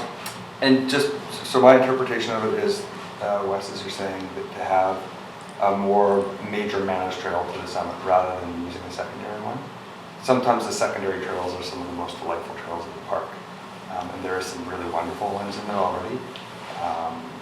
So I'm just trying to understand the need for that route. I'm probably opposed to it, but I think once I understand, then I might be all in. I think from my perspective too, we walked it as a group, and I did notice, well, there is quite a bit of braiding in there. So people are using those trails, but without an established trail, you just get trampling, and it doesn't have to be a loop trail. You know, it doesn't have to be the same width as the major loop trail, but I think establishing a trail with sight lines and will keep people from actually destroying a lot of, like just going where they want in the forest too, if they're using it already, from my perspective. Also, sorry, go ahead. Mike, just so you know, there was a lot of consultation done, so a lot of the members here represent broader groups, and they brought it back to their broader groups, and there was support for it. That's just what I'm trying to understand. Yeah, It's a neat corner of the park that is quite untouched, and it's sort of, when I look at the park, this area is very developed. it's kind of medium developed, and then this top little section is quite wild, and it's kind of a little magical corner of the park. It has its own flavors. So. I think too, it will still like, to me, I think it'll still feel pretty wild, because it's not gonna have the kind of the same infrastructure that the rest of like the loop trail is dedicated to. Yeah, it's quite far from the parking too, so it's, you know, the crowds will definitely thin out as they get towards there. But this all came about because of these two crags being underutilized, and then the wanting to spread people from these crags over to these crags. And then because it was so close to the summit, we thought, hey, why don't we just carry this on? And then I think it just grew from there. I find too, even the east side of the loop trail that's already developed, I find that part of the loop trail one of the, like, I really love that area. Like when you go for a run through the stairs there, and I find, and it's really quiet in the forest, and so I think just being on the further side of the park, it won't see as much traffic, but I think it will help with like user management. Anyone else care to comment? Okay. So what else do we have here? So we've got trail improvement to High Cliff Trail within the park. Did that get done? I believe it has, yeah. And trail improvements to from the loop trail to 1-2. I don't think that's happened, but I don't think it necessarily needs to be moved up. Should I take this off? Yes. Yeah, that was done last summer. We could keep that one as low priority, because 1-2 needs a full re-scrub anyway. Like nobody's coming at 1-2 until it gets some maintenance. So yeah, I'd be in favor of keeping that low. And I'll let Squamish Access know to put that on the Crag Keepers list. Okay, so then we've got resurface parking lot, moderate. I know it's expensive, but it's good to keep it on there. Install washrooms, also expensive, but. Acquire property along the MacKay blind channel, create additional access along the blind channel. So I think I'm happy with all of those staying where they are. Does anyone else have? Can I ask where we're at with that proposed bridge that was going to be made across the blind channel? Is that not happening anymore? No, it will happen. So Couple that's years away. in association with the Scott Crescent development, which is a phased development, and it's in one of the later phases, I believe, to have that bridge go through. I understand, Gary, that the bridge is needing to be installed before occupation, and that is phase 1 is the south part of the site, what used to be called, I forget what we used to call it, the south part versus the old hotel was. So before occupation in any of their property, that bridge needs to be in place.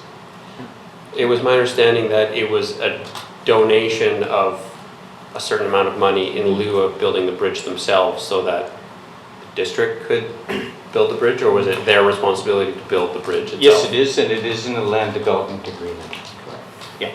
Okay. Do you know when the plans for that first phase go through, will the committee be consulted?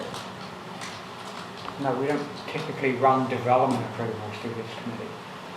Oh, okay, but like, so when they put that bridge in as their community amenity, Oh, sorry, I thought, I mean, can you see the bridge? Yeah, when we see a bridge, sorry, I thought you meant sort Sorry, of yeah. the hotel and the houses. Yeah, oh no, yeah. No, I that's mean, like- sure, when we see the bridge design, we can certainly bring it to this committee. Okay, great. Can I ask about the acquired property along the MacKay, along the blind channel? Which property is that? The one that's not on the map? The little road.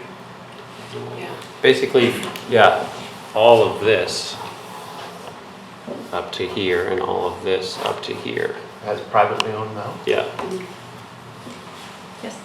To come back to the bridge and consultation, the Squamish Environment Society is very interested also to be consulted regarding the design of the bridge, because there's a lot of wildlife and bird life activity, as well as the neighborhood. So we can assume that Smokehouse Park Advisory Committee will have equal access to that engagement process as these other groups. Great, that's great. Chrissy, I just want to make a point that, so this is the capital works table. This is the one that really, if there are any desire for any capital requests, this is the one that We this should push committee for. needs to talk about this meeting and next meeting, because it needs to enter the budget process as a request kind of by the summer. Oh, okay. The other ones are kind of used with with this committee's budget, but this one is the one where, you know, if you want to improve the parking lot, I think that was run through this mechanism when the parking lot was expanded. So I just wanted to make that point. So what do we have, what's our high priority right now? I don't know if we can, I mean, acquire property along Blind Channel, that's definitely a high priority, but it's the longer term ones. What do we have our options if we want to bring anything to council for inclusion in the district? Toilets. I believe we put a motion forward for the toilets already. I saw that in the, excuse me, that was in the March meeting. I've been formally employed by the owner of the property that is being spoken of, just to give you the heads up. So if you do wish to engage in a discussion on that, just give me the heads up, because I will have to excuse myself from that discussion. Absolutely, great, thank you. The Blind Channel? Yes. Okay. Further to that, yeah, any property acquisition discussion needs to happen in a closed meeting. And so I actually, when I was bringing these up for this meeting, I was like, oh yeah, these, I'm not sure why these are on this table, but these were developed with the management plan. They're on this table, but yeah, if we're gonna have a discussion about that, we would need to go into a closed meeting. Yeah, that's good to note for new members too. We're not really supposed to talk. So any property discussions, is that correct? Yeah. Okay. Okay, so we have until, so the budget, when does the budget finalize? So sort of, you know, a request from this committee would be good sort of in June, that the window is sort of June to September-ish. Okay, so why don't we work through these tables today, and then next time we'll review for which ones we want to put forward. And hopefully we have more members from the committee too. The East Side Trail, are we, like we were last year going to use some of our budget to build phase one. Are we still going to try and do that this year with our budget, or because this is the capital projects table that we would potentially be asking the district to fund? And if it's $5,000, That's our whole budget. that's our whole budget. We could put it forward. Should we ask the district for $5,000 to build the East Side Trail? Can we do that? Well, that would slow the process down because that wouldn't be approved till next budget, like, so it wouldn't get built till into 2020. And council has a lot of priorities, so it would be a decision as to whether they would consider this one to fund in the capital budget. Yeah, it's. So the alternative is that just keeps getting pushed forward and forward and forward and forward, right? Or we have community groups build the trail. Arc'teryx's trail building day. I might have that. I think that trail day is already committed, but Okay.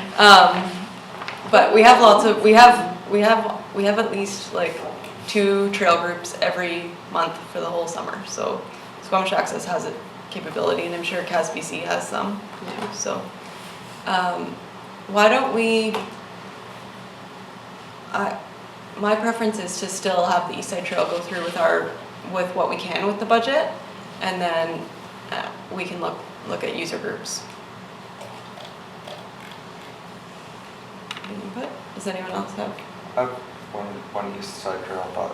This is all new to the East Side Trail. So the existing trails that are in there will be worked around, because I think there's a couple in there. Yes. Oh, perfect. So they'll remain. Yeah, so We'll work through it. we consulted with Sorka, and they had no issues, and this is only for phase 1. And so that was in the minutes from last meeting, and we discussed the considerations. So signage to reduce conflict. There would be minimal overlaps in the trails. And for the next phase, we would look at the usage of electric bikes on the trail, and whether we even will allow that, or so considerations will come into play regarding the conflicts of certain trails and maintaining certain trails.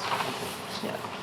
The proposed trail would overlap sections of existing trails. Yeah. And then it would diverge into new areas when there was, a better route for this trail to go where another trail was avoidable. But it will overlap with some sections of existing But trails. they'll kind of get along what's in there. Yeah. We kind of looked at like looking at sight lines in that area, in those specific areas where there'd be overlap and making it a little bit wider so that the multi-users, and yeah, we'll definitely, and signage, whatever we need to do.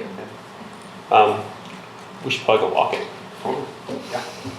That sounds great. Yeah, I'd and love to do that. I know there's like a bunch of, there's a lot of quite new faces around here, so if anyone wants to go through an informal walkthrough, I'd be happy to join. Me too. Saturday at some point, yeah. Actually, I'm going to read something on that point. So Keith Halverson has been engaged to do this work, but I don't know, does he know intimately like how to manage that trail conflict? Because we did talk about it extensively at this last meeting, but I don't know that that's necessarily been communicated to Keith. I wonder if it would be valuable for like someone from this committee to walk it with him and make sure that in any which way that conflict can be avoided. So. Absolutely. Yeah, I think Toby and or Brian and or John have walked it with Keith already. Okay. And it's been flagged several times, flags keep coming down. But Keith is aware of the trail route. Maybe one more time before starting construction, just to make sure that we know we're gonna go wide on this part because bikes are coming this way. Yeah. Like obviously he needs to get properly flagged before he starts, but yeah, definitely one more time at least before he starts. Before the work starts. Is that budget enough for him to do it? It was last year. Yeah. The cost of fuel's gone up or something, but. He has, Keith, the email that I have from him to do the work this year was not till the springtime. When you'd be available. Okay, so, any other further items? Did we want to add anything about, I think, so there was in the March meeting, we brought to council additional washrooms. That we wanted, so recommendation from March 1st, Smoke Bluff Park Select Committee, that a kiosk map be provided by the District of Squamish, kiosk map, that the District of Squamish install a UD, urine diversion composting toilet in the main Smoke Bluffs parking lot. Request that this motion be discussed at the February meeting. And I think you that already was- responded to this. I mean, you're in the $50,000-$60,000 range. Basically, it's gonna be, we'd have to run the Yeah, out to the we did sewer discuss that, line okay. on there. It's a fairly substantial cost for one toilet. And there's currently two porta There's two potties porta- There's one there now, and we'll move another one in May for a second. We have So- one year round there. If we have we have increased users and we're seeing more waste issues in the park, can we put forward a suggestion or a request to increase our park budget? Is that a possibility? Like the $5,000? Because we have supply and demand goes up. Especially if porta potties are coming out of it and. The $5,000 is a committee budget, meant to assist with like the workings of this committee, and then the 25, I think that's maybe what you're referring to if you're wanting to request an increase. Or would we just put forward a motion that, that the district provides more washroom facilities in the park? Either. Oh, Yeah, I mean, that way the, whatever, $1,200 for putting a temporary one at Tunnel Rock doesn't come out of our meager budget. Okay. So, something that we could put forward a motion to council to include in their budget, potentially. So let's put this together. So a motion for council to request that council approve additional washroom facilities at Smoke Bluff Park. How many are we looking at? 2? 2. And one at Tunnel Rock and one at... Possibly down between Neat and Cool and Smoke Bluff Wall, there's that little open area where the stairs go down low. Like where the old mystery washroom is? Yeah, but like Jerry said, you can't get a truck there to empty Yeah, it, so it I has don't to know be if that's. accessible. What about at just that junction right there where there's the little, I guess that's not a big enough road, is it? Where the, right, at that, Yeah. it's outside the park. It's difficult for the pump truck to get in there from what they're saying, that makes sense. How about one around this area, right down there at where, right above Need and Cool? Well, that's like 100 meters from the other one at the play It's still park. sort of a problem area, believe it or not. But it's still in the park, and it's Yeah. where apparently there is a hiking, a climbing area and cycle. To be honest, if the motion is to increase the budget and increase 2 washrooms, we'll locate them as best we can. I don't know, we need to Yeah, we don't need to solve the tell them. location thing tonight. Okay. Okay, so for 2 washrooms? One or two? 1 or 2? Why don't we say 2, because then. Yeah, Say 1 or 2, then Yeah. we'll let's say 2 or Okay. 3, then maybe we'll have it. How are you doing with that, sir? I have that the District of Squamish Council consider providing more funding for washrooms in the Smoke Bluffs Park. I was going to name the 2 locations, but do you want to say like temporary washrooms over the summer period? Could we just say more washrooms, like instead of requesting the funding, can we just request the washrooms? And then they can put the budget. Yeah, So that there you don't was- contaminate the reservoir. There is a motion on the, like, in the minutes that speaks to this committee making a motion for that urine diversion toilet in the main parking lot, and we've learned, like, we know that it's quite It's not expensive feasible, to yeah. do that. So I was also gonna ask the same thing that Sarah did, which is, should this motion specify temporary as a distinction? I guess that would probably speed it up. If it's temporary, then it's. Yeah, the more funding's specific less. Okay. we can be, the better, right? I think And so. that, so that they, I mean, they could just say yes or no. They can't amend what we've asked them for, right? They can't like ask for clarification. If we that say might, 3, they'll just say no. Yeah, But that if might we be ask more for 1? specific and clearer than Okay. kind of reiterating what the previous motion was. Okay. So temporary washroom facilities during the peak months, peak summer It's months? peak year round, actually. That's the Yeah. problem I've discussed is it is 12 months a year. But temporary is awesome because we can, it's quite tangible. How often do we need to pump these things? Yeah. Are they being used? So we can also fine tune over maybe a couple of years the exact location. Absolutely. And then if they're being used, then it's very obvious that there's a true control It's not set in stone. to. Yeah. Okay. Okay, so temporary washroom facilities in the Smoke Bluffs Park, and we don't want to put a number in, correct? Should we say, Leave it up to should we say before a long weekend, September, like give an exact date? As soon as possible. to as Yeah, long as possible. let's say, as soon as possible. yeah. Or as long as funding allows. For as long as reasonable? Yeah, Or as long as council deems yeah, reasonable? capital funds are there to cover it. This will again though, because of the budget process, not happen until next year through that process.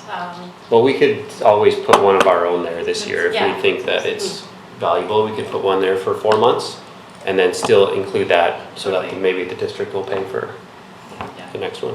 sounds good. So that would be for the 2020 budget. Yeah.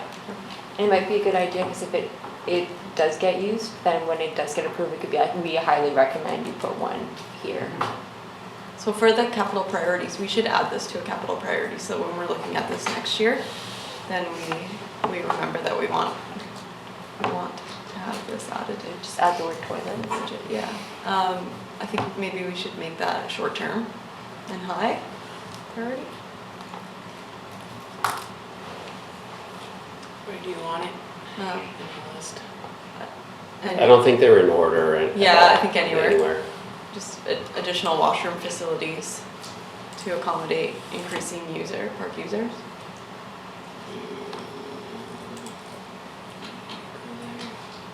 Do you want to get a mover and a seconder for that motion? Oh, yeah, so You wanna move it? I'll move it. Would anyone else? Second? You can't second yet. I'm not on the council. I'll I'm on the second. committee. Laura's, yeah. Okay.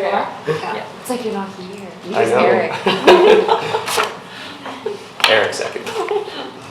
Wes seconds by heart. Yeah. I third it. It's like, what's that whisper? Okay. This year's toilet is going up by Plateau right? That's our drive. Yeah, up by the reservoir, Town Rock, yeah. Okay, what time are we looking at here? It's 8 o'clock. Yeah, totally. So Yeah. we've got park events. Okay, so let's move through, maybe we can quickly move through the other two and identify things we want to discuss further at the next meeting.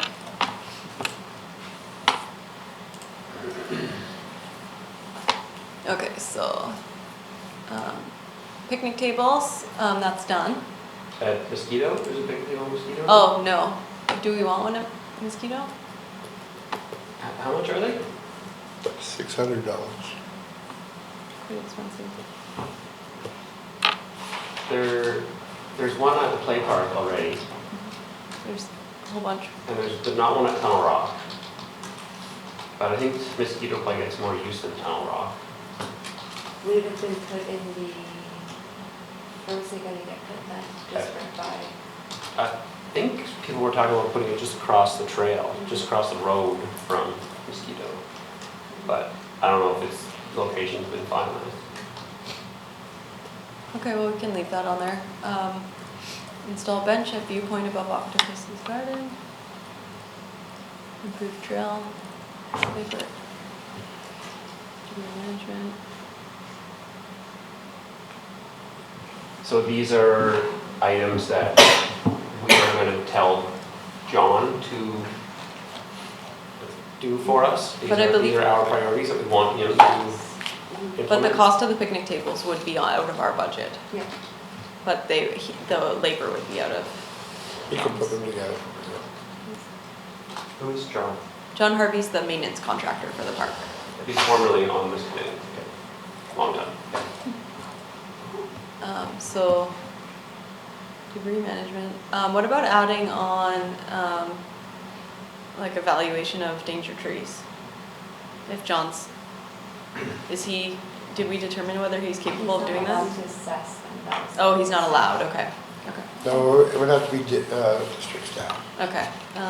That might better go on the management table. It actually has more Okay. items than this one. I think this one's kind of like more the shorter term items. We should Being add required. painting and checking out that outhouse. Oh, yeah, okay. Like painting and adding signage. So like verify functionality of mysterious outhouse.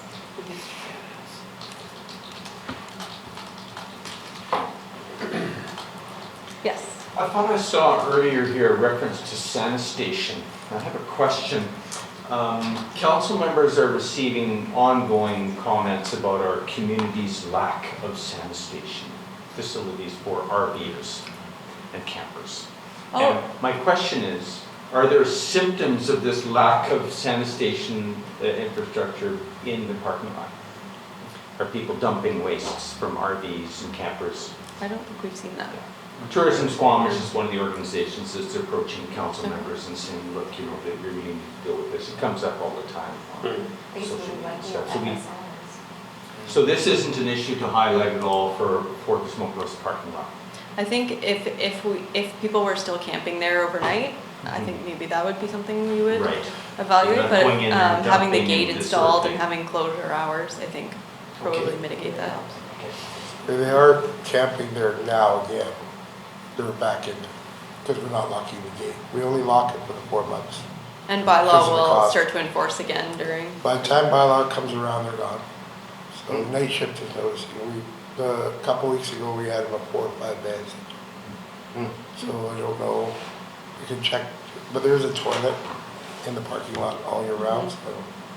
Do they get at all penalized or anything like that, or do we just kind of go, oh well, and then walk away?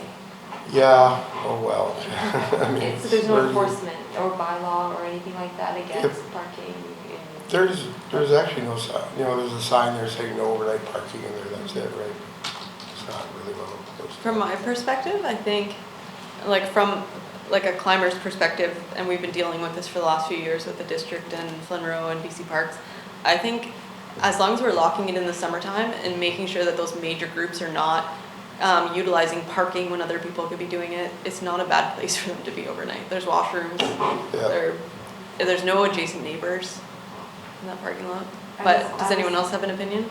I mean, I agree with you, I just worry that it's one of those things that in the end just becomes like, oh, well, I can just do it all the time, and it's not a problem, and nobody, I haven't gotten in trouble, so I'll just, and then it becomes 5 vans, and it becomes 8 vans, and then it becomes like a little community. Yeah, the precedent is important, but I think as soon as bylaw starts enforcing, we've noticed, like BC Parks, for example, as soon as they start enforcing their parking regulations, people stop doing it. So if we know that coming May, that gate's gonna be locked, I'm not concerned about it, but I'm open to everyone else's opinions. No, I agree with you. If there's a toilet there and they're gonna use it, I'd rather they use it there than go somewhere else, like, where it's pristine. Okay, no. Good. Okay, so, yeah, I think, so that one, do we want that? I think that should be high. Yeah, I think that should be high. Do we want to, I don't know how you word this, but direct district staff to do a danger tree assessment on the trails if we're getting comments from the public that there are potential danger trees around? Well, it sounds like it acts on the complaints or Yeah. like a notice Yeah. basis, so It's I only would complaint driven. suggest that It's it complaint driven. continues that We way. do not want to get into doing generic park assessments of danger trees. It's a black hole. Yeah. It's a financial black hole. We don't have the Okay. money in our budget. Yeah, that's We what I don't was have the wondering. money if they in the district's budget to do. Okay, and everyone's comfortable with the liability there? The liability, there's no liability. We'll follow up on the complaints. But we will follow up on complaints, but doing it on a program basis is just not possible. There's Too many millions trees of is trees. probably. We have hundreds and hundreds of acres of land, so we just can't. Okay. Once you start, Yeah, once you start, there's no stopping. It's probably useful from what I understood of where we see something. You know, we do the same with the citizens, we actually make them identify the tree and then we'll go assess the area, especially for people that live Okay. on forest. Well, let's keep it on that basis and if we see anything. Okay, so that looks like maintenance were priorities. Do we want to take a look at management priorities? Sorry, I thought that one, I was trying to go in the table order, but let's see. Oh, that's okay. So yeah, this is table 2, the management. Okay, so clarify land issues on northern boundary and survey boundary. So I think that's done. We surveyed the boundary, then someone pulled all the ribbons down. And then we clarified that the northern boundary is crown land. And then there's the lease parcel for the quarry that's a little bit removed. Was there something else to do with that one that anyone else Not needs that to I work can on, or is recall. that one like pretty much done? We know where the park boundary is No, now. I think that one's done. We haven't done the race policy, so let's keep that one on. Debris management strategy, I think we should keep that on too. Develop multi-use trail policy, I would agree on that one. The debris management strategy committee to compile bullet points of issues, questions that strategy should address. Should someone on the committee compile that list and then bring it forward to see if we want to bring a consultant in to, I mean, that's what it says there. It's on the list, we should do it. I think that was actually even regarding the fallen trees, because that was what we were concerned about, was debris on the trail, because before there was some windstorms in the fall, and then we were all like, oh, what about the trails? Should somebody be looking at them? And also for people who are building trails or renovating trails or whatever, sometimes they leave debris behind, and it was like, what is our strategy behind telling people, yeah, go, clear up the trail, but when you're done, you have to make sure that. Yeah, like There's whether no they spread it or Yeah. or pile it. Weren't we gonna try and wrap that into, or see if it would form part of the community wildfire protection plan? Yes, I would support that, and I think, Gary, we can update that there has been an application submitted for monies to implement the community wildlife protection plan. And part of that might be a community chipper program. So it's one to watch. And if a community chipper program is going to be developed in connection with the plan, be ready to make applications for it. But it should probably be, that's a good opportunity. Connect with the community chipper program if possible and monitor for that potential. So the debris management and vegetation management, okay, that's specific to BC Hydro. That's sort of ongoing, but it's already in the management plan. On the veg management side, it looks like the area below the whole area below Penny Lane right down to where the trail goes up there. It looks like it's ready for another slashing treatment by BC Hydro. The trees are getting quite tall. So will they come in when they need to? They'll come in when they need to, but we don't want them to come in once they're 20 meters tall. We wanted them to come in and keep it low. And the agreement that we reached with them when they did this here was to make this area look like this area. And they did this first, and they were going to do this next. So I think that we should probably touch base with BC Hydro again to make sure that they're still aware, because there actually has been a change in management over there of the who's in charge of the right-of-ways in here, so they might not be aware that there's this agreement that we have with them. Who's been our point of contact for that historically? There's a new person there now, her name's Joyce. Or but from our team? Me. You? Yeah. Would you be able to take care of that? Yes. If that's okay. Yeah, I just wanted to mention, I think everyone here, well, I think Wes, you probably know, so what happened near Mosquito was that BC Hydro gave us $3,000 and we coordinated our own planting program. So is that the intention for? No, to do the actual cutting of the vegetation, and then to do the same thing they did over here with the targeted herbicide on the cut stumps, so that they don't resprout, and then maybe we could get another similar donation from BC Hydro to do more planting in that It'd be area. great to ask them, or to, yeah, just tell them what a success the other area was, because it's great, right? It's like a whole area of shrubs now where it's helping to prohibit some of those trees from growing up, and Yeah, it's keeping the crags dry, it's keeping the sun on the trails. It's not becoming a huge brushy mess anymore. The other thing is that this area, the right-of-way, is right in behind those houses, and if the trees grow too tall and then they cut them down, they leave them on there, it's a huge fire hazard, and you can't walk around in there. So we need to just make sure we keep on BC Hydro to maintain the right-of-ways more regularly. It's a really good national fire right now. I'm actually a professional firefighter. I didn't say that in my introduction, and I did wildland for a number of years as well. So I'm acutely aware of that issue in the park, especially with the interface issues with the homes being so proximal to the park. Yeah, the last time they slashed it, they had the chipper in there, which was great, and that was part of our Didn't they request do as that well. last year?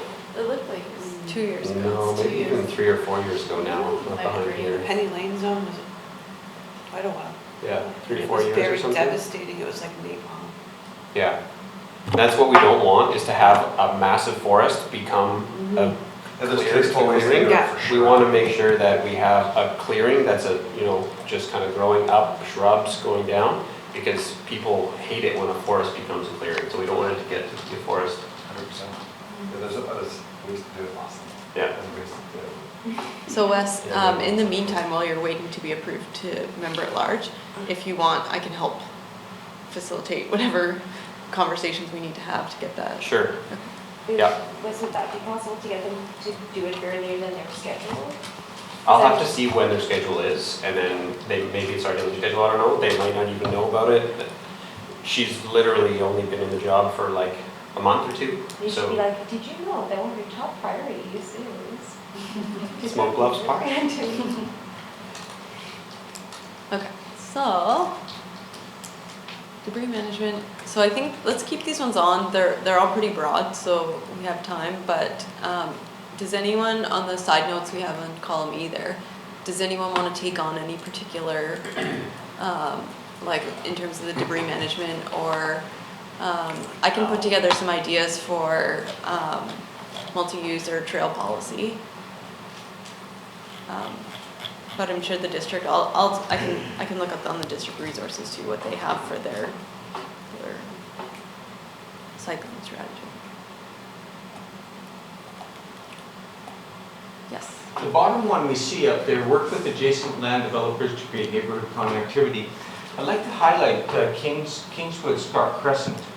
And I think that they assume that they are going to be one of the entry points into the park through the wooden structures and whatnot that you're all familiar with. One of the things that I'm skeptical about is whether there's adequate parking there. That might be an issue in future. This may not be a bad time to raise that issue with them as they're doing their final plans before making the next submissions to the district. So we might highlight that as one of the interface points is actually with the Kingswood Scott Crescent, now Red Bridge development. It should be one of the neighborhood land developers that should be in consideration there. And this isn't a bad time to give some thought to that for dialogue with that developer as they're given where they are in their plans. And would it be time, like appropriate to have Kingswood come in and discuss their trail plans with the committee? Because I know Matt Parker, he's been involved in the development for a long time, or like in consultation with the developers. Brian as well, historically with this committee. But I think it's hard for those developers to actually have proper engagement with the committee unless they're talking to the whole committee. So we can't just go separately and talk on behalf of the committee. So do we want to bring them in? Or is that something we can do? We can request that they come. I believe that I think they have come once before, I think. They've sent me emails before too. Okay. But I'm always I don't communicate with them on behalf of the committee, of course. So I would be happy to. As I recall, John Moonen has made a presentation to the committee when they were prior to their 2014 public hearing date. The person to contact at this time would be Ron Bijok, B-I-J-O-K. He's the active manager of the project at this time that you would want to engage. John's no longer involved? John Moonen was more of, had a different role at a different phase of their application than at this time. What was his name?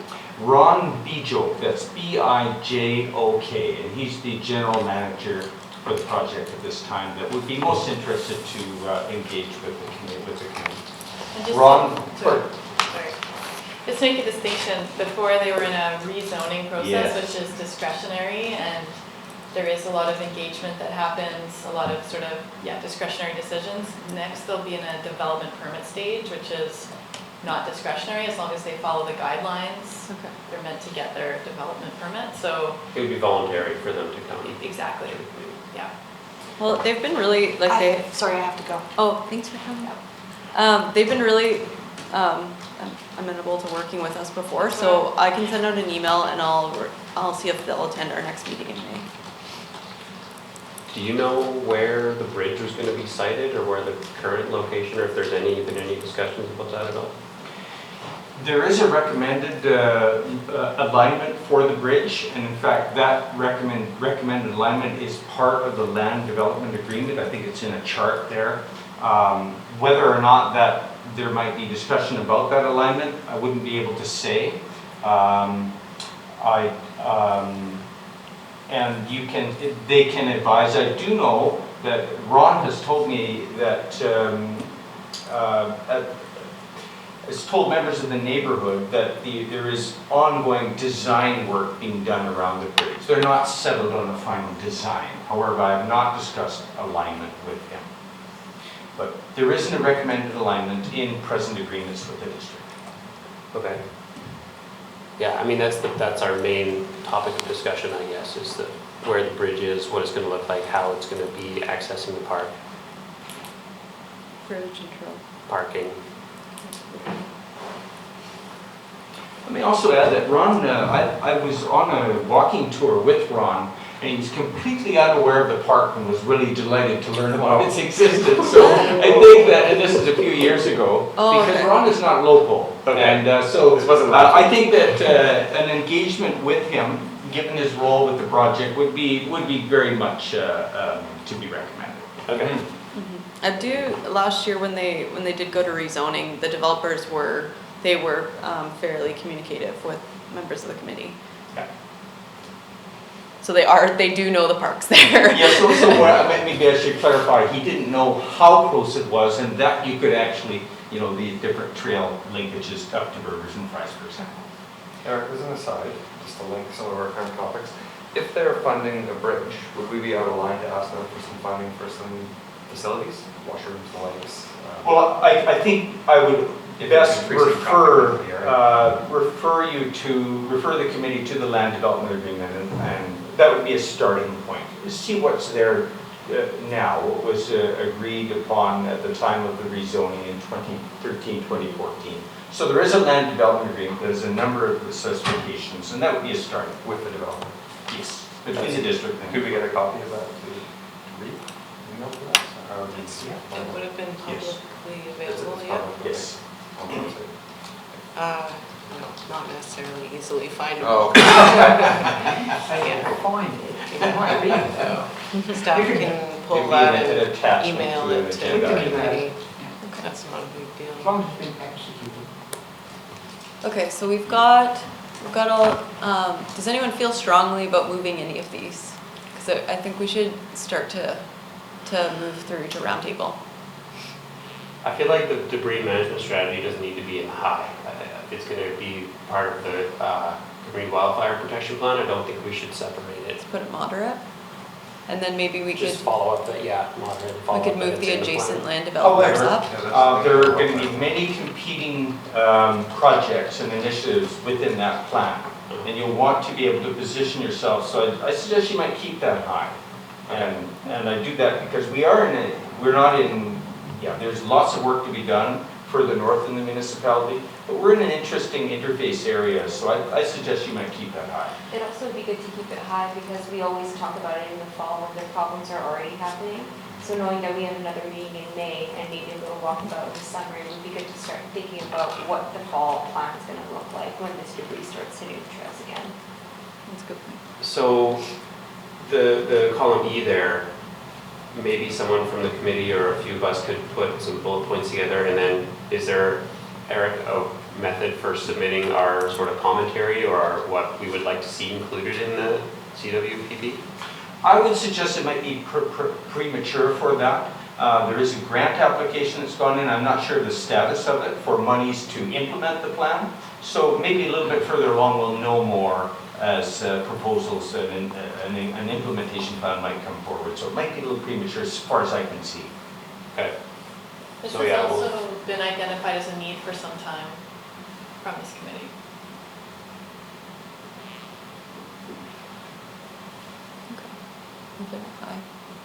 Do we want to move up, work with adjacent land developers?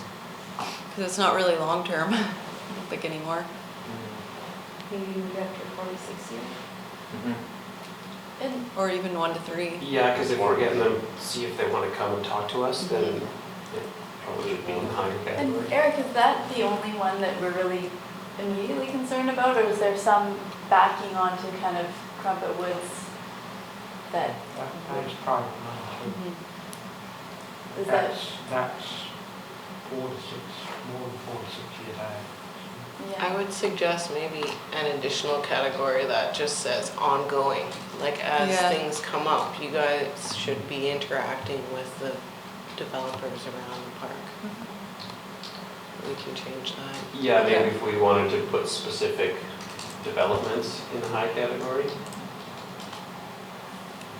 that are, at different stages of development. There are also planning processes such as the East Loggers Lane. I raised this last time, but since then I think it's pretty clear that we're a little bit removed from the geographic scope of that planning process, are we not?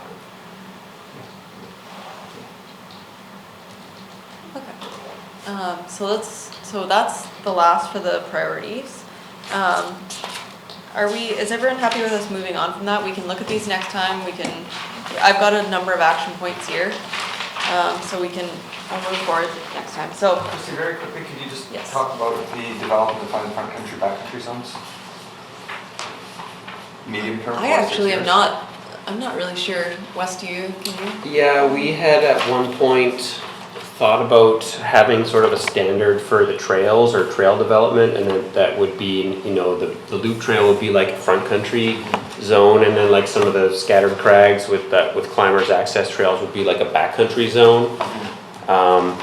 And that would guide our appropriate level of development, like if we're gonna, you know, how wide the trail was gonna be, and like how much emphasis we're gonna put on vegetation management around those trails would be the front country versus the backcountry zone. But I think it's low priority because we just didn't really care that much. And we were kind of already doing that by, like we've kind of designated certain trails as part of the OCP as commuter trails and climbers trails, and so I think we should keep it as low, because if it becomes an issue and we start to see some of the trails needing specific definition, then we can keep it on there. Yeah, that was the background for that. Okay. I think that's pretty good we've done a lot of work on the priorities today. Thank you guys. Which one did we add? The Craig Keepers, Craig group. Yeah, Is that next? It's after trails, but I think trails is nothing, so. Okay. So Brian had a couple notes for the Craig work group. I'll just bring those up.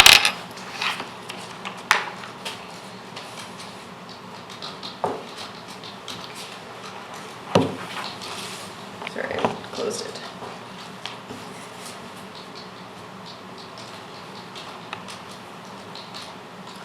So he would like us to know that Craig Keeper volunteer Harry Young is presently undertaking a complete renovation of Craig X and replacing non-approved anchors with UIAA hardware supplied by the committee. And that's the $300 we saw come out of the budget.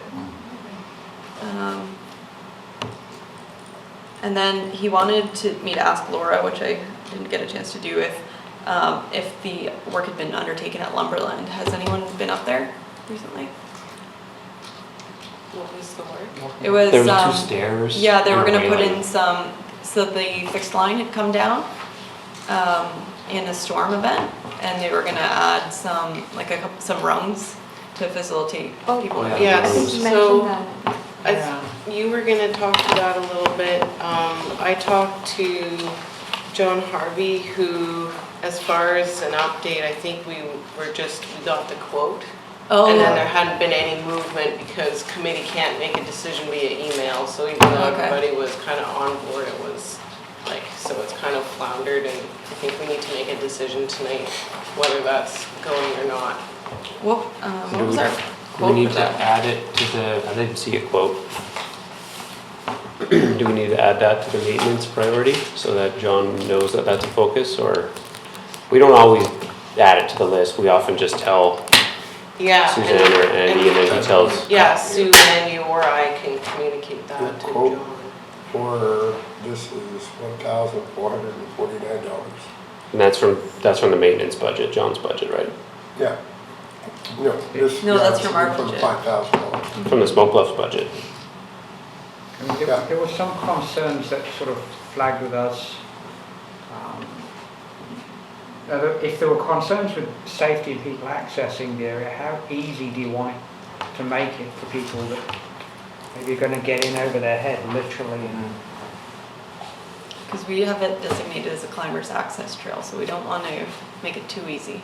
that was the concern. It's like, we know that you folks know the climbers' hardware, but how easy do you want it to make it for people that maybe don't have those skills to get up there? The ropes are an obvious disincentive. A rung ladder, via ferrata, whatever, is a different invitation. So caution there from how easy do you want to make it for people to get up there. So I guess the background discussion we had over email, just to fill everyone in, was so this tree's come down that had the fixed line, and we had the option.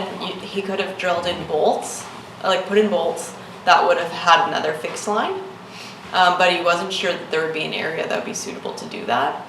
And also background, even before I was on the committee, there was a lot of discussion whether, like when John Harvey even was on the committee, whether they wanted to add stairs there. And that was something we chose not to do because we didn't want to make it accessible as a regular trail.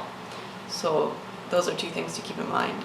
I do believe from the email chain, most people were in favor of these safety upgrades, but let's hear everyone's opinions now. I'm not exactly familiar with where the rungs are. I think they're like 100 meters up from the junction of the trail where it's like kind of slabby and where the fixed line was, I guess. It's still a little ways up off the beaten path there, and it does say caution, climbers access trail only. With the addition of the extra handrail there, I think it would probably be okay. I don't think it would be much of an invitation to get, because I've actually been up there with people that were in over their heads, and there's been already a search and rescue call for someone on that trail. Yeah. So people are going there anyway and getting in over their heads, so maybe having a little bit of extra something there. Yeah, Right. part of that quote was to install a handrail at a properly specified height for a handrail. To the standard, so Mhm. it was for 12 runs at $1,080 for 12, and then 8-inch guardrail for $300. To me, I think it's a more important use of our budget, like safety versus trail work, but it's up to each individual. How does everyone feel about it? I mean, if it's safety and if people are, as Wes said, if people are already accessing it, we might as well make it safer. And Becky, we should include some signages. This is gonna become like the Smoke Bluff signage, like park committee soon, but it's like another sign that says like. Well, we do already have it too. That sign is really good, actually. It deterred me just the other week. I was like, But like maintain the sign, so not take it away, but just keep it, like keep signs there saying like you should not be here if you should not, like if you don't feel comfortable and. Okay, so let's make the call on this. I just want to clarify one thing. So the 12 rungs aren't like one long ladder, it's 6 rungs. And then Todd says, I also looked at 2 sections of trail 50 meters uphill where I would strongly recommend an additional 6 rungs. And I did speak to Todd on the phone, just to clarify whether, because sometimes John can run with his ideas. He has his ideas and he pushes them forward. So I did speak with Todd separately just to make sure that, and Todd, he's a pretty seasoned trail worker in the area, and he's worked on a lot of these kind of things. He thought it was absolutely necessary. That's just hearsay from me, but so from my perspective, I would go ahead with that. It's a safety issue. Should we vote on it? Yeah, let's vote. So I'm in support. Yeah, I'm in support. Okay. Anyone against? Okay, let's move forward with that then. Oh, I can't vote. You can't I'm vote. in support. You can be in support, yeah. Safety. Sorry, Elaine, do they need a motion on that, or is it okay? I'll let them know. I don't think a motion is necessary. I'll just record that everyone's in support. Okay. Okay. Okay, so council, I don't think there's any recommendations from council outstanding or referrals from council, nor correspondence. So we'll move on to roundtable discussion. I had a few things, but I'll hold them to the end. I'll start. Sarah, do you want to start? If you have anything? I have nothing to add. Sarah? Councillor Anderson?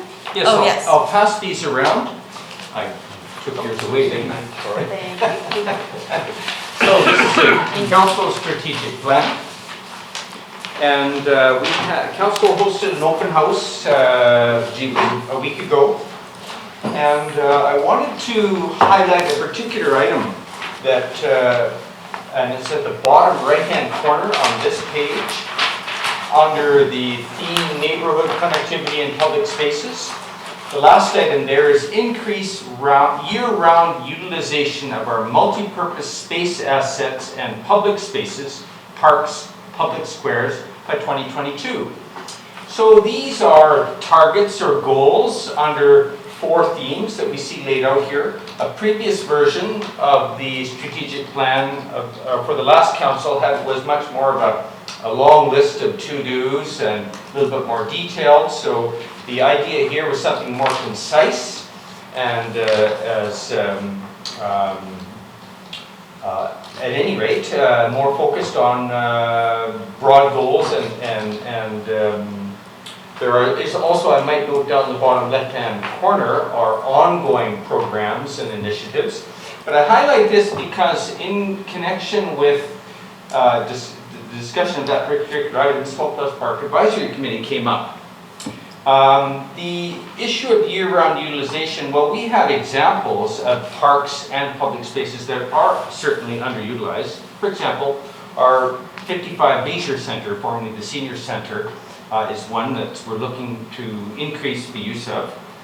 But there are parks as well, for example, Rose Park. Other than the trail going through there, perhaps it could be considered an underutilized space. Now, where the Small Bluffs Park Advisory Committee came in is that there was some thought, well, you know, who can give us some advice on this type of thing? And you are a resource in that you have a lot of experience in developing and managing a park and managing its utilization.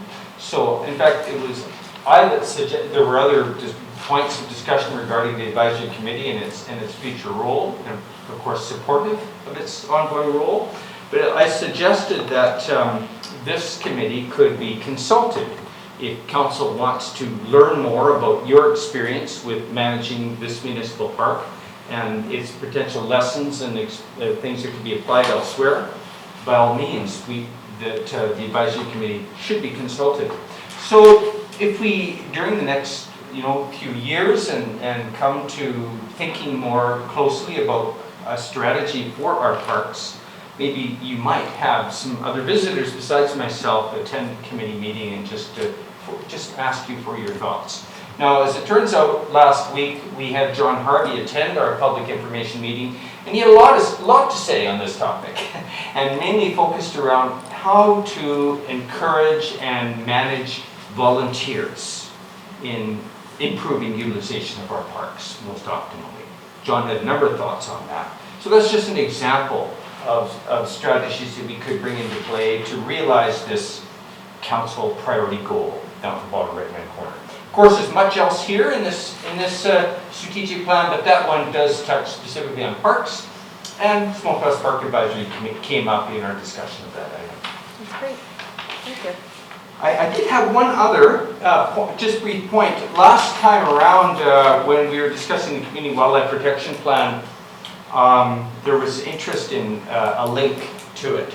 And I don't believe that the council website has the Community Wildfire, do I keep saying Wildfire Protection Plan as a report that you can link to. And perhaps we might ask Aja, if you might look into this. I'm not actually sure, but during the time of our last meeting, it wasn't available as a reports sort of standalone link to item. But we so could, it might have been embedded in like. Yeah, I think the only place that I know where I can reach it is in late September. It was presented to council for endorsement, and that's where I know how to get to it. But maybe we could see that report is placed on the website in the library, if you like, and we can provide a link to committee members. Yeah.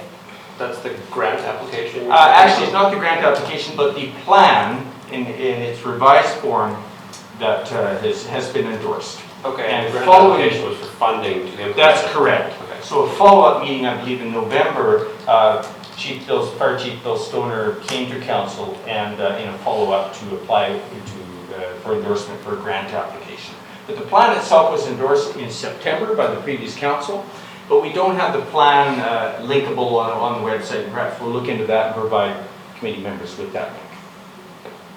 Great. That's all. Awesome, thank you. I'll bring up one item that came up in last meeting's roundtable, which was the adjacent private business that is From your business? Only parking. Yeah, so essentially their access is the Smoke Bluffs parking lot main driveway. And so I think we had some subsequent emails that, yeah, we should bring forward at this meeting for discussion. So the thought was, yeah, whether there is anything that this committee wishes to do about that. One suggestion had been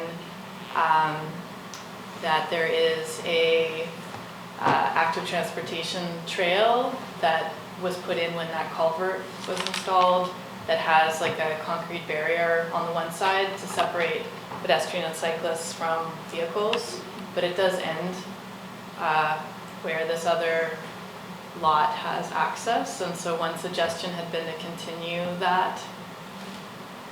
So I wanted to bring that up for discussion. So it would just be like extending the parapet barrier on the side of the bridge? In order to protect pedestrians using the trail and to restrict access in and out of the business from the Smoke Bluffs parking lot? That was the thought. Are they still parking there? Yes, so. They're also using the parking lot to transfer packages back and forth between their trucks early in the morning. Would the barrier stop that? Like, do they need, they would? Well, I couldn't get out. So we they'd need have to go like. the other way, so, yeah. Yeah, it's like is it called a concrete no-post barrier? Yeah. Would this be coming out of our fund, or is this a district of Squamish kind of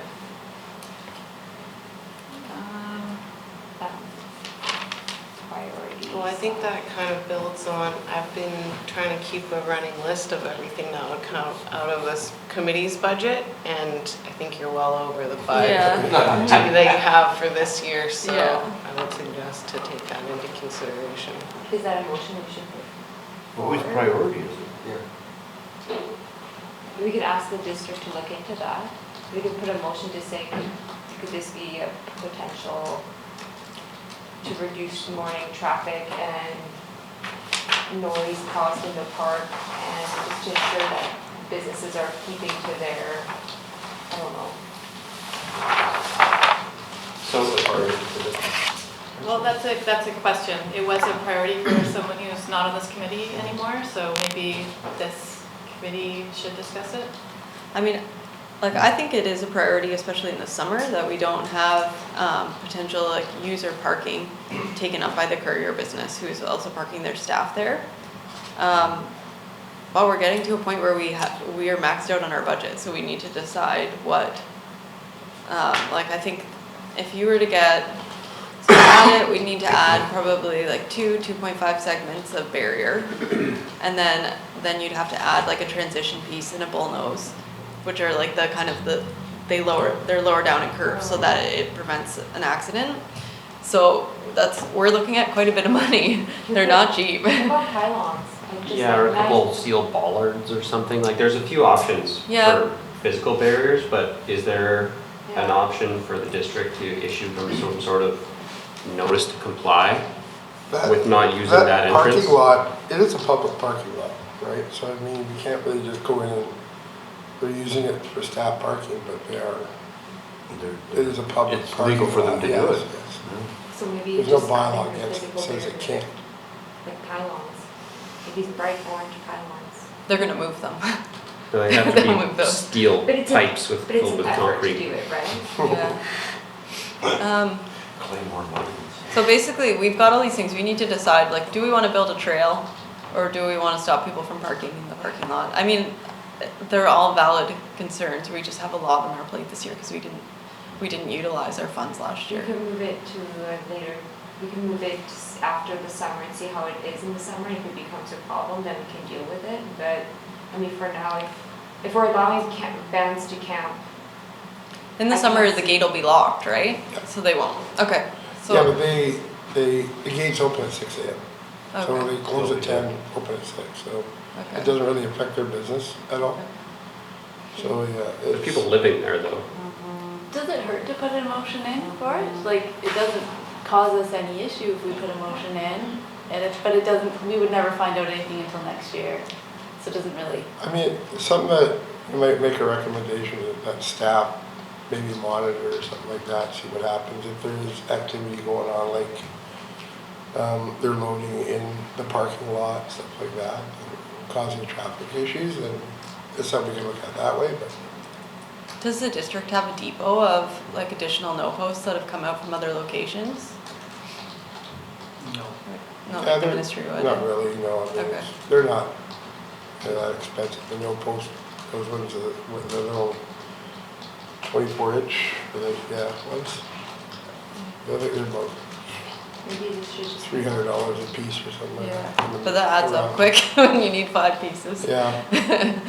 Plus install too, right? Mhm. By way of background, have they, I know nothing about this issue, it's something I've never even considered before. Have they in some way been challenging and problematic to the district or the park, or are we creating an enemy by blocking off their entrance to their parking area and forcing them to build a new one? So it hasn't been a conflict, but there's, the concerns have been brought up with use, safety issue. So courier business, pulling trucks in and out when there's pedestrians and there's people coming in with their cars and then, and I'm not sure how valid that is. I haven't gone out and looked at it, but there's also issues with utilizing the parking. We put a whole bunch of work into getting the parking lot expanded.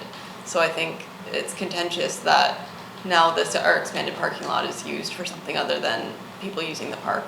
Are they even aware that we're kind of a bit? Probably not. So could our first option be to speak to them Send a letter. and then just monitor and act if needed during the summer months, like if it becomes a problem? Well, and I think we've gone that route through bylaw. Like we looked at having bylaw discuss it with them. Yeah, there has been discussions with them, Okay. including myself, in regards to some work that, when they collapsed on one side of the ditch, and made them go back and repair it, so the trucks are driving through there. So have we confirmed that they're not in contravention of any bylaws by using that access? They're not at this point.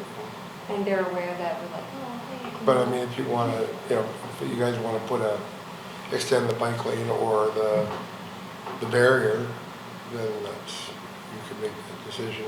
Is that something that the district has considered? I mean, you guys are bringing it up at the meeting. It would seem like quite a heavy-handed method. I'm bringing it up because it was a roundtable item Yeah. from last week, so I wanted to wrap that up or bring it forward. I mean, it would solve the problem. They would have to then build another access out the back of the property and go through JR's lot there. Could we just put a motion forward to have the district extend the safe bike route into the park? Yes. Obviously, there's I guess like, we could. there's some Yeah. word, yeah, there's some conflict here. So, right? I don't know what the What about result will be, meeting but with if the this is owner? important to the group. The owner of the property, having the discussion, see what he's willing to do first. Go to the property owner? Yeah. Because Darren don't, So so. do we have to put a motion forward or just ask you to do that? What if there was like a timing restriction or something that we could maybe talk to them about? That they could only use the parking lot or the in and out from like 6 to 8 weekdays or something, and then like, is there something that, I mean, I know it'd be voluntary for them Yeah. to agree to that, but at least it's something that we could They're propose. like a 9 to 5 business anyway, really, I don't know. So they're right in some peak times, they're never there on the weekends, so. Yeah, I think the best thing to do is maybe just rediscuss with Darren, maybe I'll do Okay. that and have a chat with him and see where he's willing to go with it. And we can Until then. reevaluate in May. Let's all keep our eyes out and Yeah, if you do see things, then just document it and it gives us more. Yeah, It sounds like you could use some support on this spot. maybe we could get them to describe their usage, because there's been complaints that it's been at certain times or not at certain times, or there's been one Yeah. truck or 5 trucks. Maybe and we staff could- parking. Potentially staff parking, yeah, maybe we could get them to describe how much of it they're using, so we could try and come up with, And I think Toby has a lot of usage. He collects. Logs. Yeah, so we can get him to forward some stuff for us. It has been something that's been brought up consistently at a bunch of meetings, so it deserves attention, but we just have to decide if it deserves action. Okay, So, Andy, do you have anything else on roundtable? No, I know Darren quite well. Let me talk to him and then I'll bring it back to you and then. Let's swing it go. Yeah. Yeah. Anja? Can we just keep this item on the agenda for the next meeting, so it just doesn't get forgotten? Yeah. Thanks. Is it, do I pronounce your name Aja? It's Asia. like Asia, the continent. Asia. Yeah. Do you have anything to add to roundtable?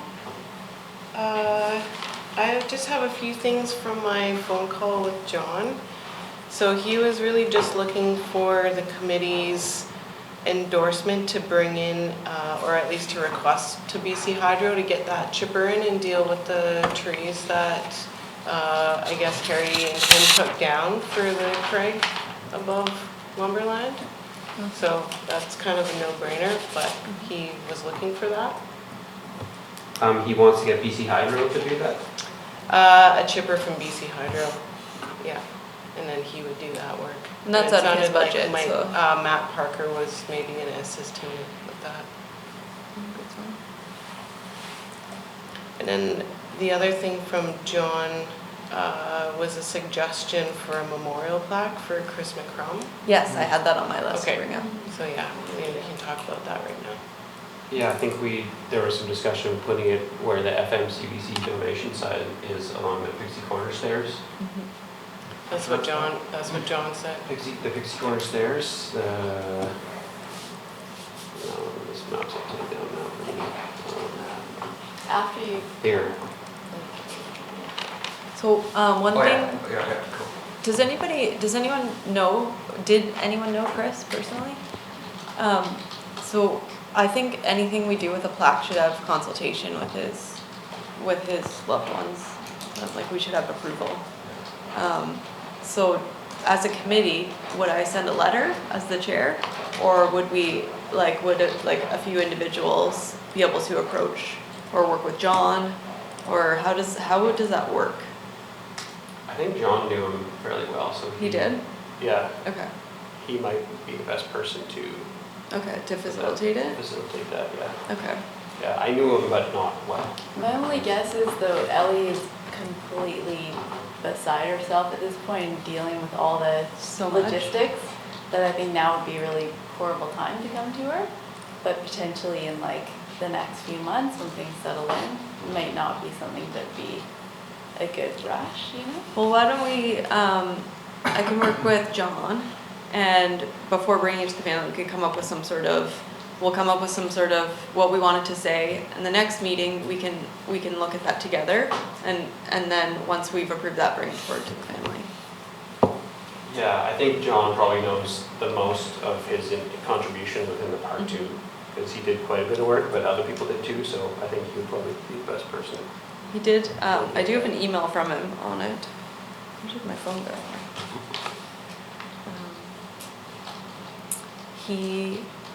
John Harvey.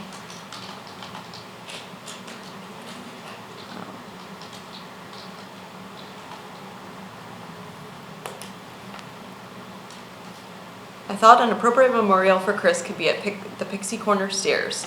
He built most of the stair projects around the Smoke Bluff Park. That was in brackets, where we could replace the old FMCBC plaque from 30 years ago. I ran into John Howe, who mentioned there was a discussion about doing a memorial plaque for him at Psych Ledge as well. Please discuss with the Smoke Bluff Committee. Did you say replace the other plaque? Yes, so that was one question I had. Is that plaque no longer valid? Because I've seen it there and it still seems like it's in good order. We could and there's lots of room, so we could add an addition. I can't recall what it says, but it's related to the FMC. right? Donation, yeah. I don't know if we need to talk about the location right now, Okay, but somewhere in the park. okay, I think he's probably really. okay. That was right on that flat rock, yeah. Yeah. I know there's a couple other kind of secret hidden memorials to people around Squamish, on the Chief, various places. You're just hiking along or climbing up a route and all of a sudden there's a memorial. I feel like maybe a more hidden one for people to stumble across might be nice. I don't know, I like seeing those ones more than the ones that are just like big brass plaques or something. They seem to have more meaning to me. Is that something you should talk to his loved ones about, if there's a preferred area that we would like to support? Maybe at a later date, not that we're putting, like, not that this needs to be put aside, but if she's not, but if they're fact that his loved ones are not in the proper place, it'd be good to kind of do it right once and do it as per what their request is. Because maybe they were like, we don't want to put the money towards something else instead. Yeah, sure. There might be somewhere that also that was, you know, important to him that his family might want. Okay, so I'll talk to John about it, and then any information that comes from John, I'll bring forward to the committee at the next meeting, and we can make a decision. But let him know that we're in full support Yes. of. Okay. I will. Do you have anything? No, I'm good. Anything? No? Yes. Okay, I have just a few more things. Try and wrap this up quick. I received notice from someone that there was some new trials, infrastructure being built behind Tunnel Rock. Has anybody seen that? I haven't had a chance to get out in the daylight, but I'll try and get out. Tunnel Rock? Yeah, up behind Tunnel Rock, they said. Somebody doing the work? Yeah, it sounded like putting in new trails. Is Spencer aware of this? I don't know. I was hoping he'd be here tonight, but. So, what I'll do is I'll send an email out, and then anyone who sees something, we can bring it up at the next meeting. I think I have seen that, and it's not a lot of it, I don't think it's in the park. Some of it might be in the park, but I think mostly it's following the right of way. Okay, so it's worth taking a look at and just. Maybe if me and Mike go for a I've seen hike on that, that trail. it's on the other side of the right of way, if it's where I'm thinking of. Maybe Okay. if we want to go walk the trail, we can go over and check that out Yeah. too. Okay, awesome. Okay, I think that's all. Thanks, everyone. Yeah, and welcome to the committee, everyone. And I think we'll have a good year. We'll try and get more done at meetings. Okay, have a motion to terminate. Motion to terminate the meeting?